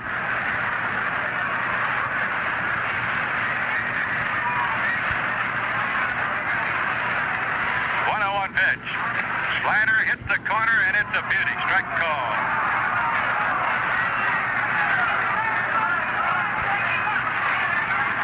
Oh, Mr. Blair, I wouldn't argue too much for that gentleman with the blue suit behind the plate. Mr. Shylock's called a few up. Here's the pitch. Slider again misses this time. Ball 2.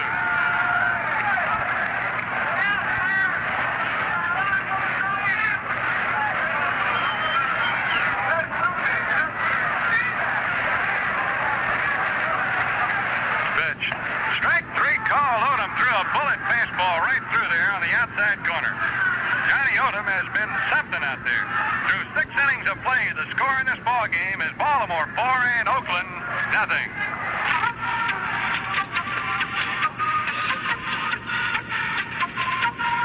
Nobody makes malt liquor like this. Nobody makes malt liquor like this. It's right on. It's right on. It's like the big staple on the label. It comes on board and the others are able. This malt liquor is brewed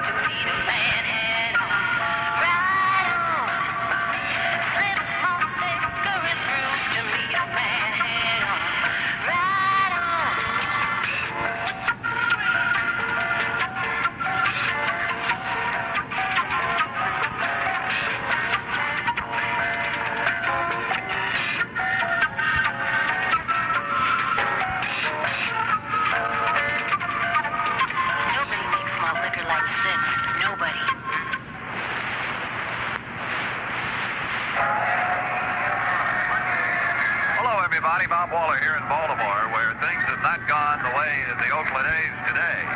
4-0, Baltimore. And it could have been worse type of situation. With the Orioles leaving the bases loaded in the first, the third, and 2 on in the fourth. Monty Bob Waller here in Baltimore, where things have not gone the way of the Oakland A's today. 4-0, Baltimore. And it could have been worse type of situation. With the Orioles leaving the bases loaded in the first, the third, and 2 on in the fourth. Angel Mangual will lead it off against Jim Palmer, who's been the story today. 11 strikeouts in the first 6 innings. 2 of them against Mangual. Right-handed batter steps in, swings at a fastball, strike 1. And Palmer has thrown the heat. A lot of little tiny blue darts zipping by the Oakland A's today. Palmer delivers curveball outside, a ball and a strike.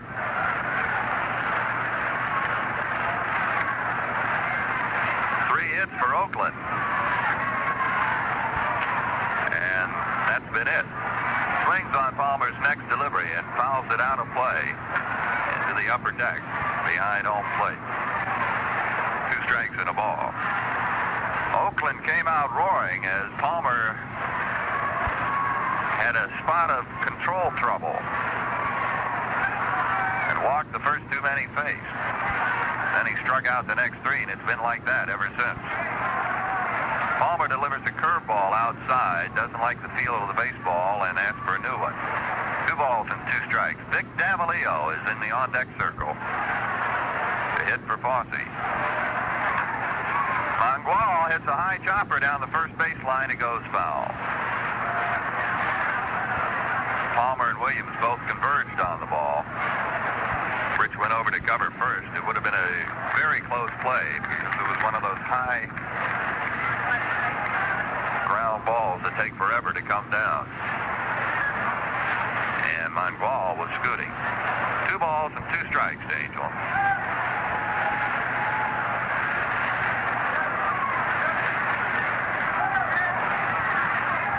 Palmer into his windup, pitches, line drive, center field, Blair on the run. He's got room, makes the catch.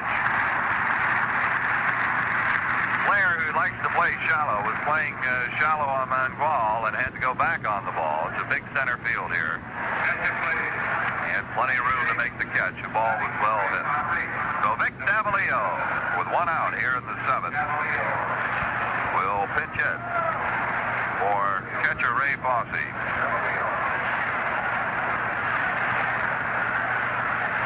Davalillo getting his first look at Baltimore pitching as an Oakland A. Davalillo swings, bounces one by Earl Williams for a base hit. He's around first, on his way to second as the ball's into the corner in right field, and it's a double for Vic Davalillo. First extra base hit off Palmer. Ground ball to the left of Williams, who gave it a diving try. And couldn't come up with it. Williams now covered with mud and dirt, dust for the second time in this ballgame. Here's Jesus Alou, going through calisthenics prior to stepping in as a pinch hitter for Dick Green, the second baseman.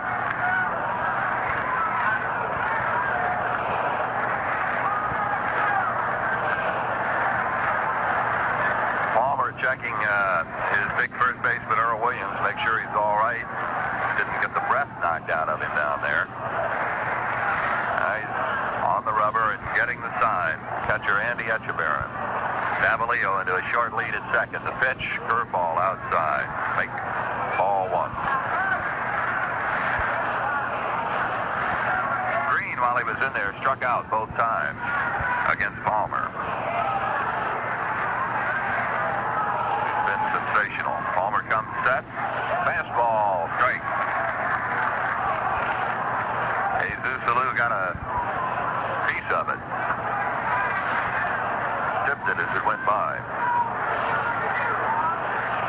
4-0 Baltimore. We're in the top of the 7th here with Oakland at bat. Davalillo at second, 1 out. The pitch to Alou. He swings and misses at a high fastball. Ball and 2 strikes now.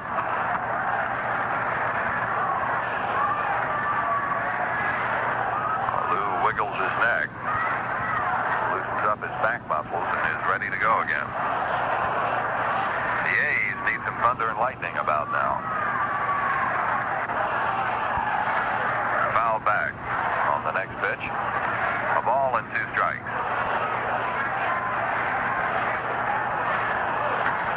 Well, Dick Williams will have to provide a new catcher and a new second baseman for the bottom of the 7th.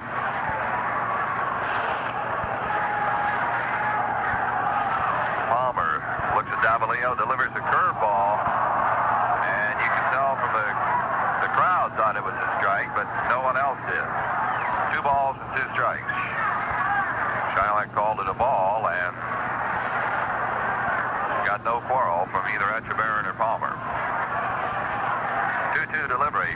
Another curve and a Lou way out in front of the pitch. Strikes out. That's 12 strikeouts now for Jim Palmer. The record is 14 for championship series competition set by Joe Coleman against these A's last year. Here's Campaneris. And with that, Brooks Robinson starts to creep in. There are 2 out. Davalillo's at second. Robinson in almost to the grass now. Palmer delivers the slider for a strike. This guy has been fantastic.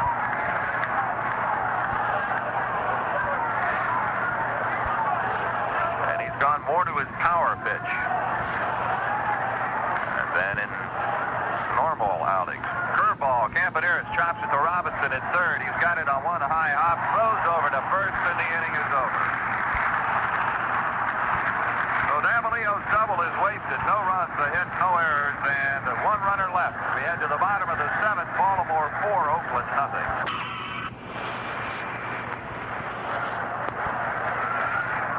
Defensive changes now. Davalillo stays in the ball game. He'll play first base.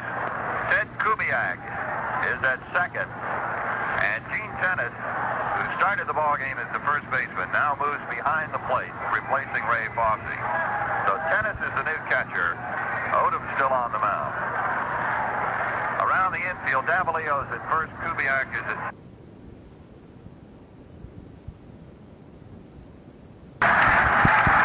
First error of the ball game. Campy was charging the high, slow bouncer and misplayed the hop, and it just kept right on going. I don't think he ever laid a glove on it.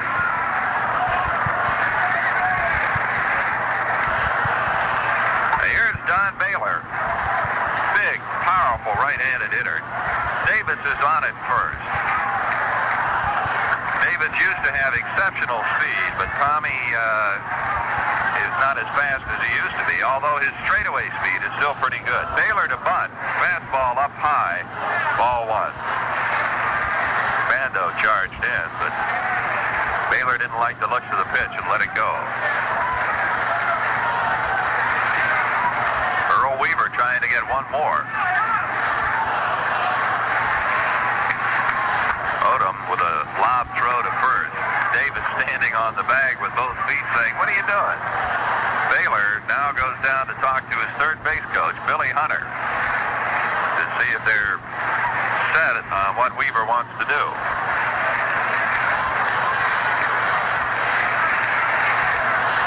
And now Baylor walks back towards home plate.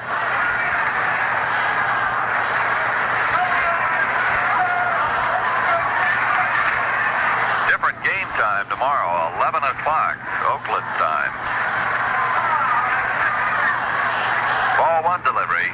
Fastball in high, and Odom having trouble with the plate dancing on him. It's 2-0 now. Baylor's walked, singled, and struck out. He scored a run in the first inning. Pitch outside, 3-0 now. And Odom has been up high with all 3 pitches. The on-deck show will be 10:45 tomorrow, Oakland time, Pacific time. 3-0 pitch inside, and he walked him on 4 pitches.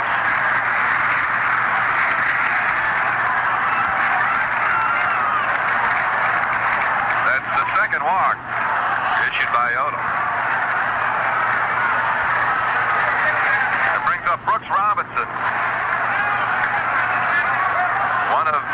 Baltimore Orioles, who has not reached base. The other is Bobby Rich. There's a conference going on at the mound with Tennis, Bando, and Odom conferring. Dick Williams perched on the top step of the dugout with his pitching coach Wes Stock right to his left. Both have one foot propped up there on the top step of that Oakland dugout, which here in Baltimore, of course, is on the first base side. Here's Brooks Robinson. Wearing the collar today. A strikeout, he's fouled out, and he's bounced out. Squares to bunt, gets it down. Odom has a play at third, throws. Bando on a relay to first, but Robinson is there. They got Davis going to third. And so the sacrifice doesn't work. It's the fielder's choice instead. As Odom off the mound quickly fielded Robinson's bunt. It was hit right back at him. He flipped it over to Bando. Bando almost converted the whole thing into a double play. Instead, Davis is retired 1-5. Baylor is on at second now, and Brooks Robinson at first as Earl Williams comes to the plate. Has hustled today on the base pass. He's playing first base rather than catcher, and the first pitch from Odom is a slider on the outside corner for a strike. Williams has a history of weight problems, and it looks to us that he's put on some weight since we saw him in the middle of the season. One strike. Odom checks the runner, pitches, and fouled back, out of play.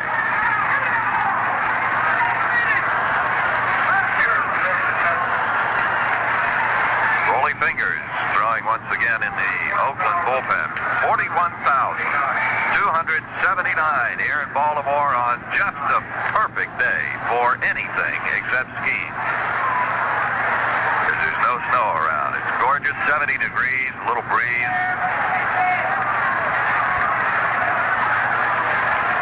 Two-strike pitch. Odom fastball swung on, hit deep to right.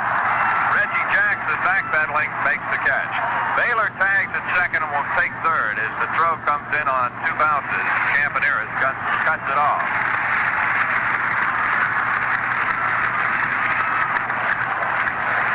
Oh, two out here. Andy Etchebarren, the batter. And Don Baylor on at third. Brooks Robinson at first. Now Bando up to the mound, puts an arm around Odom, gives him a little encouragement.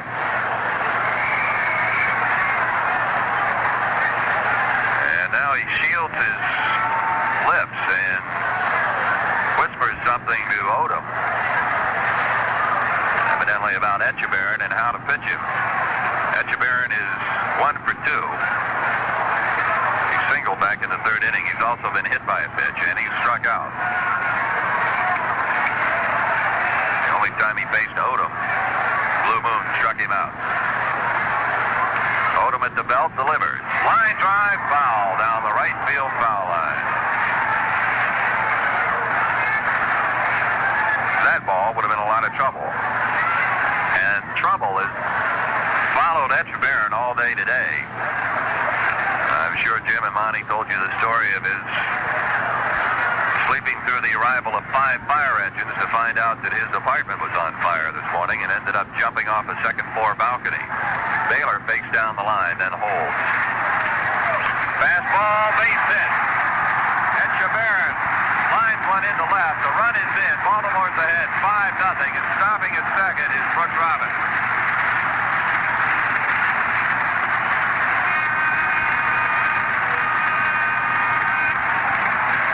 Etchebarren hopped on that pitch and just lined it right into left field between Bando and Campaneris. That plates Baylor at 5-0 Baltimore now here in the bottom of the 7th. Belanger waiting for the first pitch. There it is, fouled off. Strike one.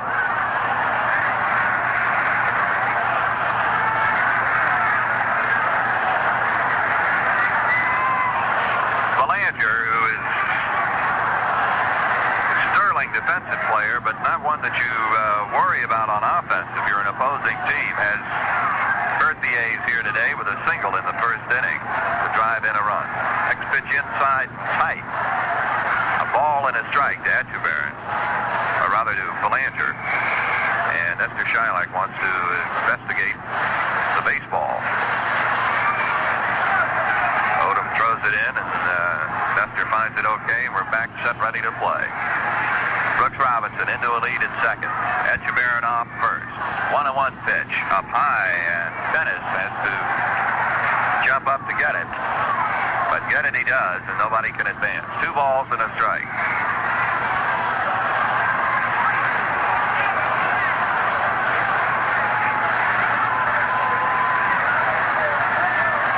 Odom comes set, delivers. Right-hander throws a curveball that's fouled off, out of play. Gorgeous day here today.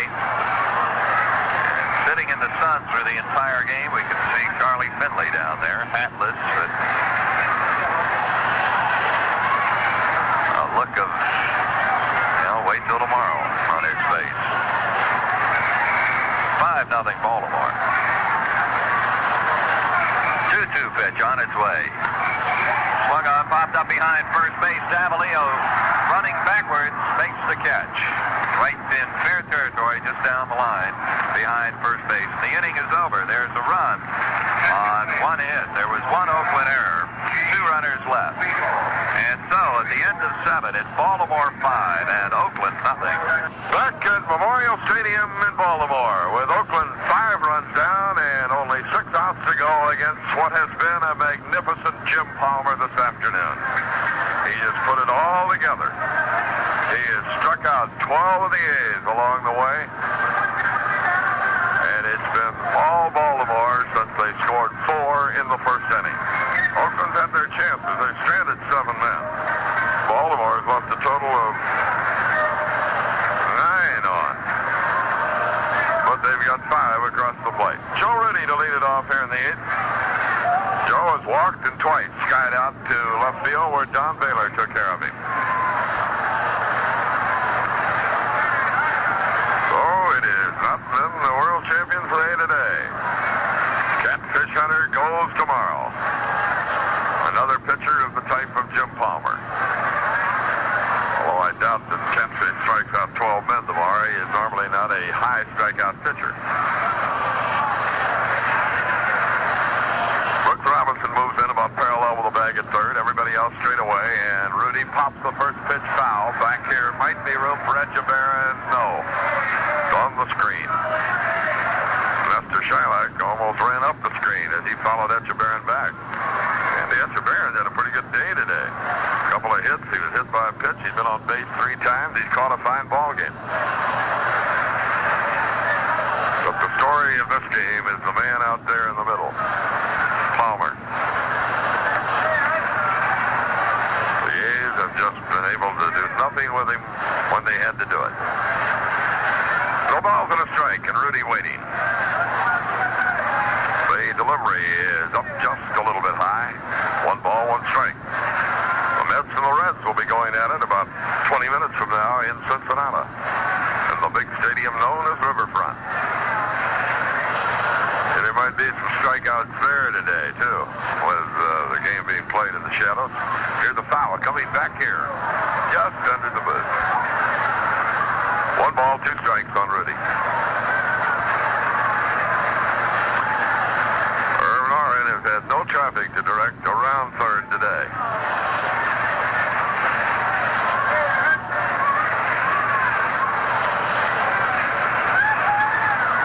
None on, none out. Rudy Bando Jackson trying to get it started with a long ways to come back. Joe Rudy takes a ball that just did miss. Sharp breaking ball down under the knees. 2 balls, 2 strikes.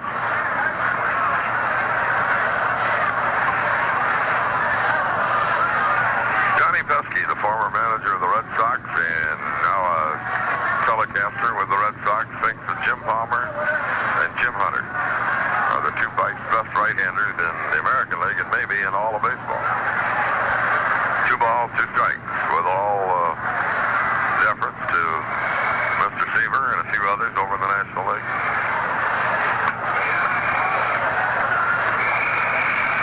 2-2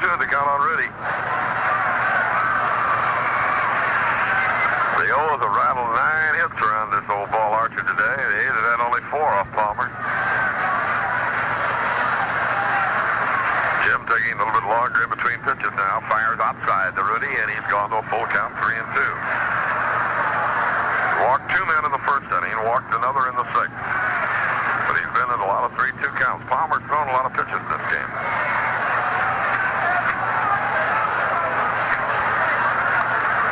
The Oakland A's, defending world champions, with their title on the line in this one. Here's the pitch. It's low, and he walks Rudy. That's walk number 4. Runner on at first, nobody out, and Dan double bat. He struck out, grounded out, and walked. That's 4 innings of the ball game now. The A's have had their first man up on. But Palmer has cooled off the hot bat of one Sal Bando thus far this afternoon. Deep and straight away in the outfield, and Sal goes for a fastball, didn't get it. No balls and a strike. They're not holding to Rudy at first base. Jackson is next. Palmer brings it in, and Bando, long drive, deep left field if it stays fair, and it is a foul ball. Bando hit one way over the upper deck. Foul by inches, which would have put 2 runs on the scoreboard for Oakland. One of the few mistakes that Bando Palmer has made this afternoon. And he got away with it. No balls, 2 strikes. Sal really gave that one a ride, and the left field umpire, Merle Anthony, took a good long look at it, along with the umpire at third base, Jim Odom. They both signified foul at the same time. Bando, high fly ball left. This is not going to be deep enough, though. Baylor, shielding his eyes, and makes the catch, 1 out. That's one of the longest balls hit off Palmer today to the outer pastures, but it wasn't long enough. Here's Reggie. Reggie has twice struck out and almost decapitated Jim Palmer with a sizzling single, and hit Palmer, hit the fingertips of his glove back in the 6th inning. So Reggie is 1 for 3. Rudy at first and 1 out. Same 2 teams again tomorrow, of course. The on-deck show at 10:45 back in the Bay Area. The game broadcast at 10:55. Palmer is way over the head of Jackson. 1 ball, no strike. Reggie is staring at somebody here in the stands that evidently is really on him. And Jackson really gave him a long, mean stare.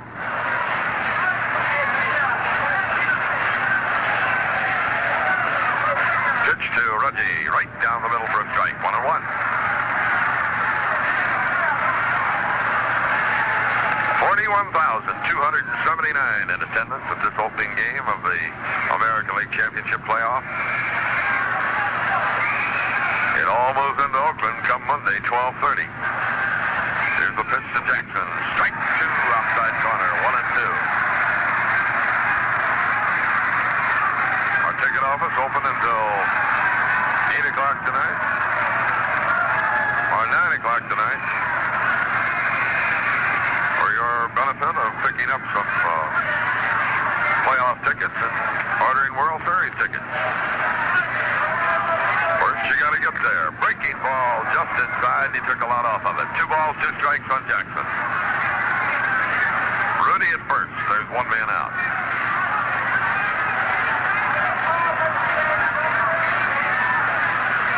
Jackson dug in again. And again, Rutland's playing him way off the line and right. Here's Palmer's delivery. A fastball hit down to Brooks Robinson. Past him. Belanger's got it. Throws the first. No double play. Brooks Robinson was laying way over and took a shot at it. But right in behind him, Belanger did pick it up and fired on the Bobby Grich for the force out of Rudy. 6-4 on the fourth fly. 2 men out, and Pat Burke, who is now in the designated hitter spot after he batted for Darren Johnson and struck out in the 6th inning, comes around again. Palmer's had pretty good luck with the designated hitter spot today. He's got 3 strikeouts right there. Fires up high to Burke. 1 ball, no strikes.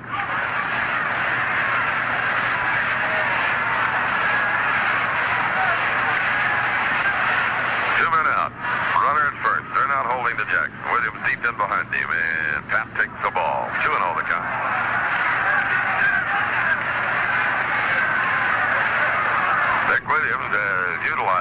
deal of his bench and has gone through 3 pitchers. Blue, Pena, and John Odom, who has pitched well. Low to Burke, ball 3. Palmer gets behind, 3-0. Gene Tennis on deck.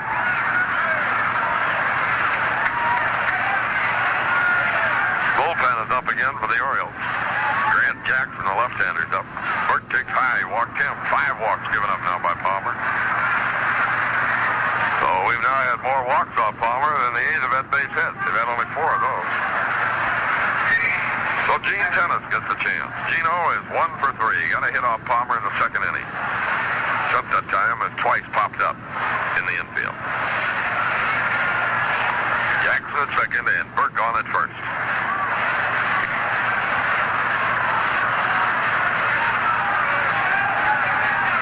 Palmer delivers to Gino, who swings for the long ball and doesn't get it. No balls, 1 strike. Reynolds is warming up with Jackson. Reynolds been warming up since the 1st inning. And actually, the only trouble that Palmer's had is his own wildness. It's been overpowering. Pitch is a little high. 1 ball, 1 strike. Football, Nebraska's leading Minnesota 21-7 at the half. Here's Palmer's delivery. Fouled out of play, right field side. 1-2. Monty won't be happy about Texas Tech leading Oklahoma State 14-7 at halftime. Northwestern 10, Ohio 7 at the half. Notre Dame 14, Michigan State nothing at the half. Ohio State 27, Washington State 3, 3rd quarter. For Maryland, it's belaboring poor Syracuse. 1 ball, 2 strikes. Here's the pitch, up a little high, close. The crowd groans, 2-2, with 2 on and 2 out. And Baltimore leading 5-0, 8th inning.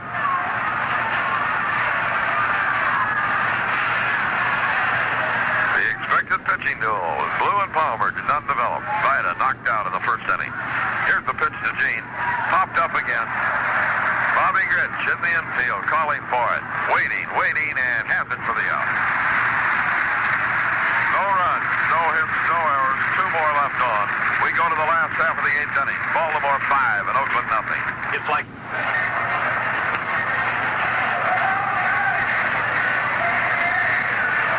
Johnny Odom comes on here to pitch the 8th inning. Odom has given up an unearned run. That's all he's given up. And of the 3 Oakland pitchers that have performed today, Odom has looked the best. John's done a fine job. But the A's are trailing here 5-0. As Merv Rutman comes around for the 5th time. Officially, he is 1 for 3. He led off the ball game against Vida with a base hit.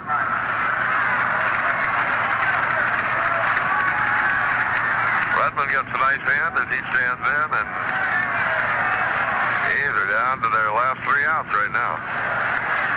Here's the pitch. It's outside to the right-hand hitter. 1 ball, no strike. Tomorrow we'll be looking at the Rabbits, Coggins and Bumbry against the right-hander Jim Hunter. Curveball high, ball 2, 2-0 on Rutman.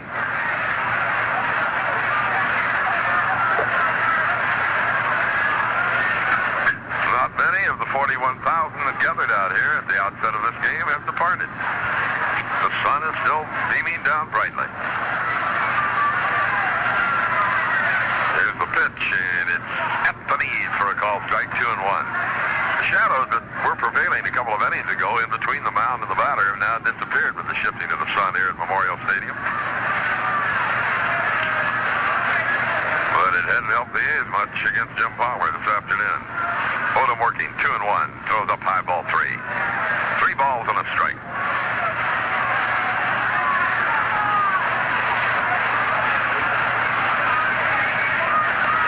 The leadoff batter here in the last half of the 8th inning.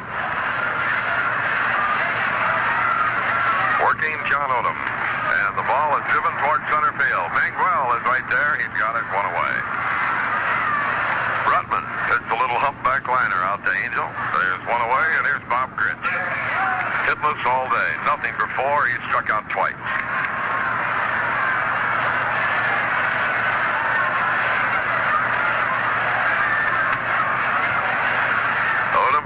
to get the sign from Gene Tennis, who started the ball game at first base, moved in behind the plate when Fosse was hit for. There's the drive, rather deep left field, but Rudy's going back. He's waiting. He's got it.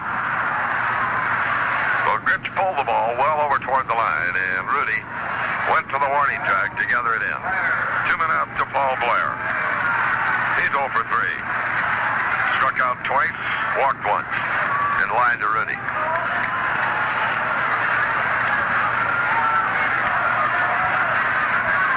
Well, the little band of Oakland followers have had little to cheer about this afternoon. Down low, 1 ball, no strikes, but still 1 chance remaining, and tomorrow could be the Catfish's day. It better be.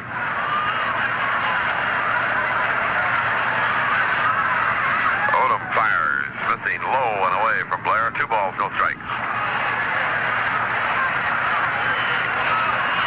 2 men out, nobody on.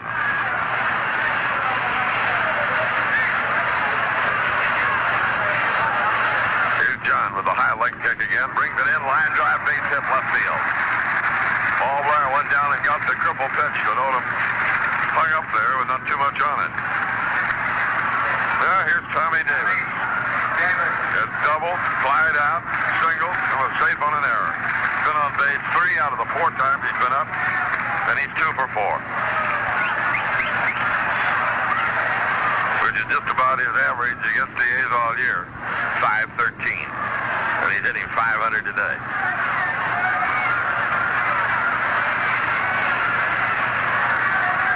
Odom looks around as Davalillo takes the bag against Blair, who could be a threat to Seal here. He can go, and they do not have quite the strong throwing threat with Tennis back there as the A's had with Fosse. A breaking ball low, 1 ball, no strikes.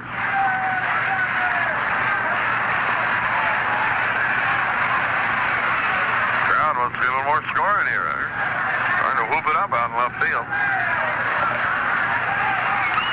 1 ball, no strikes.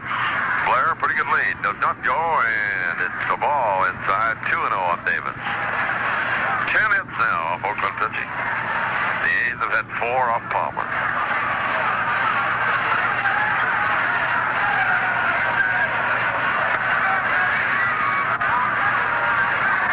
The stretch by Johnny Odom. Then he goes over to first base, not in time. Think about this. If this series goes 5 games, a lot of people think that it will. You're going to have to face Palmer again somewhere along the line. Hart go to first. The ball gets away from Davalillo. No advance. Vic managed to knock the ball down, and then he fooled around with it, not picking it up cleanly, trying to decoy Blair into going. But Vic had it under control and was ready to pounce on it. Fired to Kubiak, our Campanera. 2 balls, no strikes.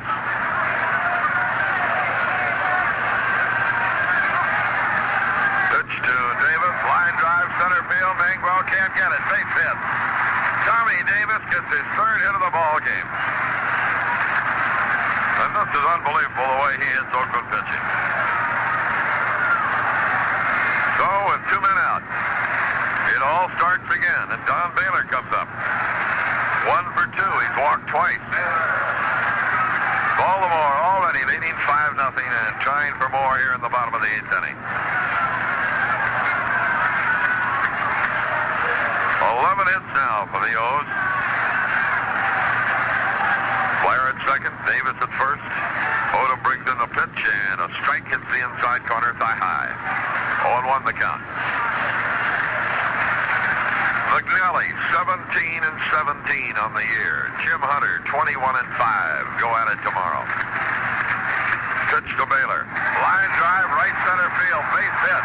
Here comes Blair in to score. Tommy Davis moves to third, and a wild throw by Jackson. And Bando had to leap high in the air to prevent the ball from going into the seat. 6-0 Baltimore.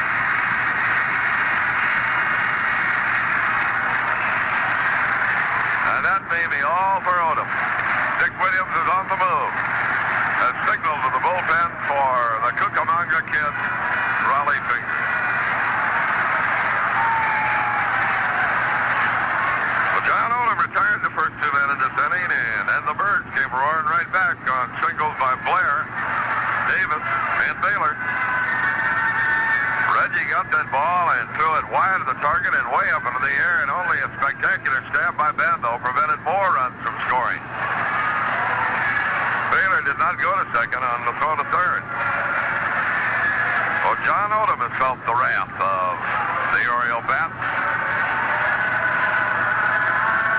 And I'm sure that Dick Williams would have preferred a different type of score here. He gives John Odom a pat on the back. For the most part, John did a good job today in the long relief role. And Raleigh Fingers becomes the fourth pitcher of the afternoon for Dick Williams. And for the A's skipper, it has been a frustrating afternoon. Kid, Raleigh Fingers.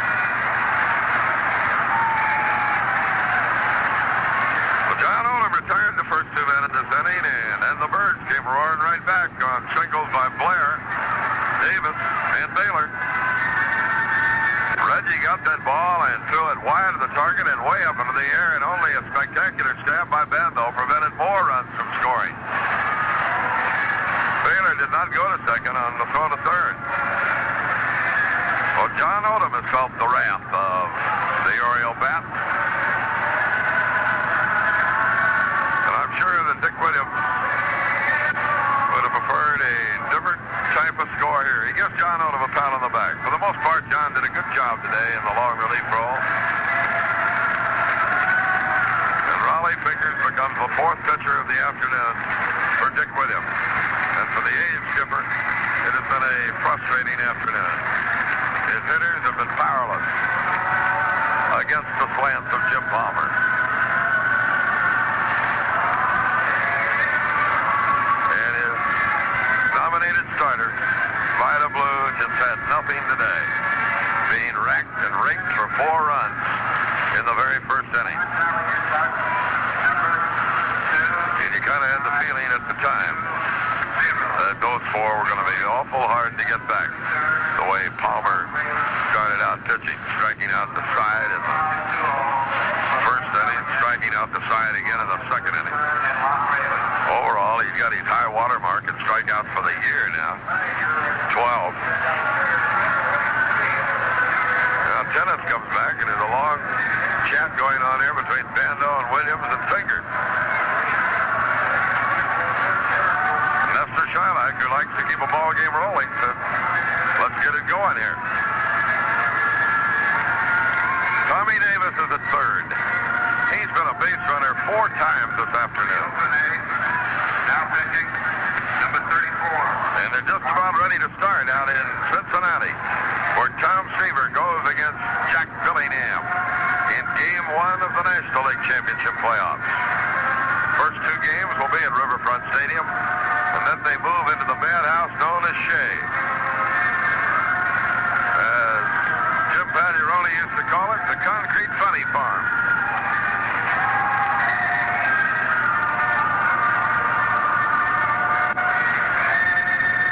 Fingers, who usually doesn't take his full allotment of warm-up pitches, is just about ready to go and tell Shylock that that's it. He'll face Brooks Robinson here. Brooks today is 0 for 4. But he bats there with 2 outs, 2 on. A run already in, and Baltimore comfortably 6 runs in front. Last half of the 8th inning.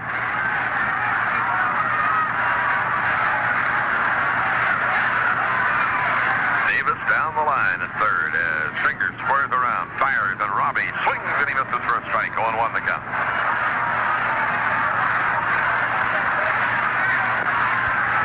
One word describes Mr. Robinson, and you spell it C-L-A-S-S, class. On the field and off.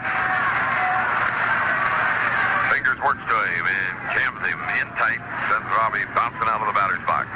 A ball and a strike.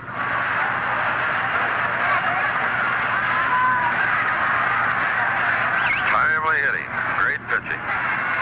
The Orioles put that combination together, and when you do, it's pretty tough to beat. Robbie takes the ball, and Fingers stares a little bit at the call by Shylock. Looked like a hard slider. 2 balls and a strike.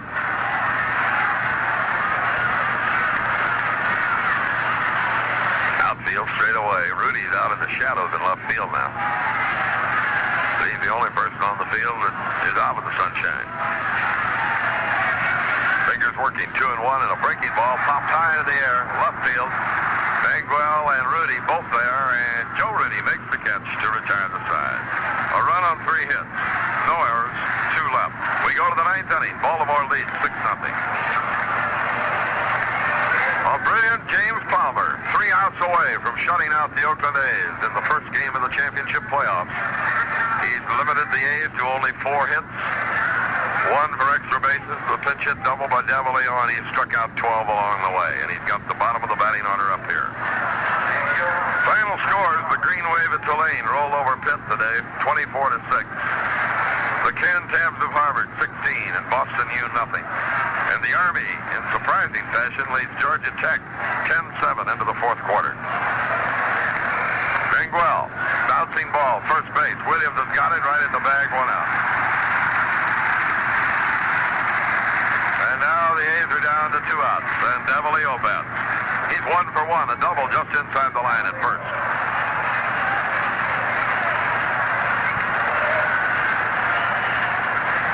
Kubiak on deck.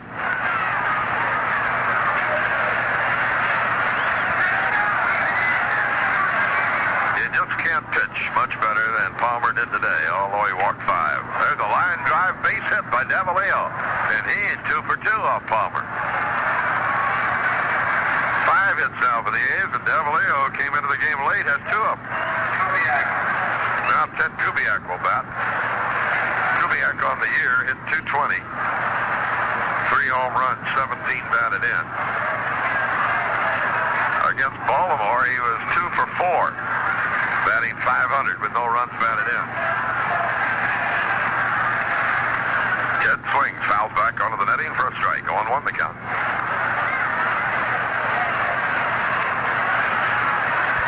Baltimore left 12 men on today. There's been a flock of base runners all over this game. There's a breaking ball beautifully in strike 2. 0-2 on Kubiak.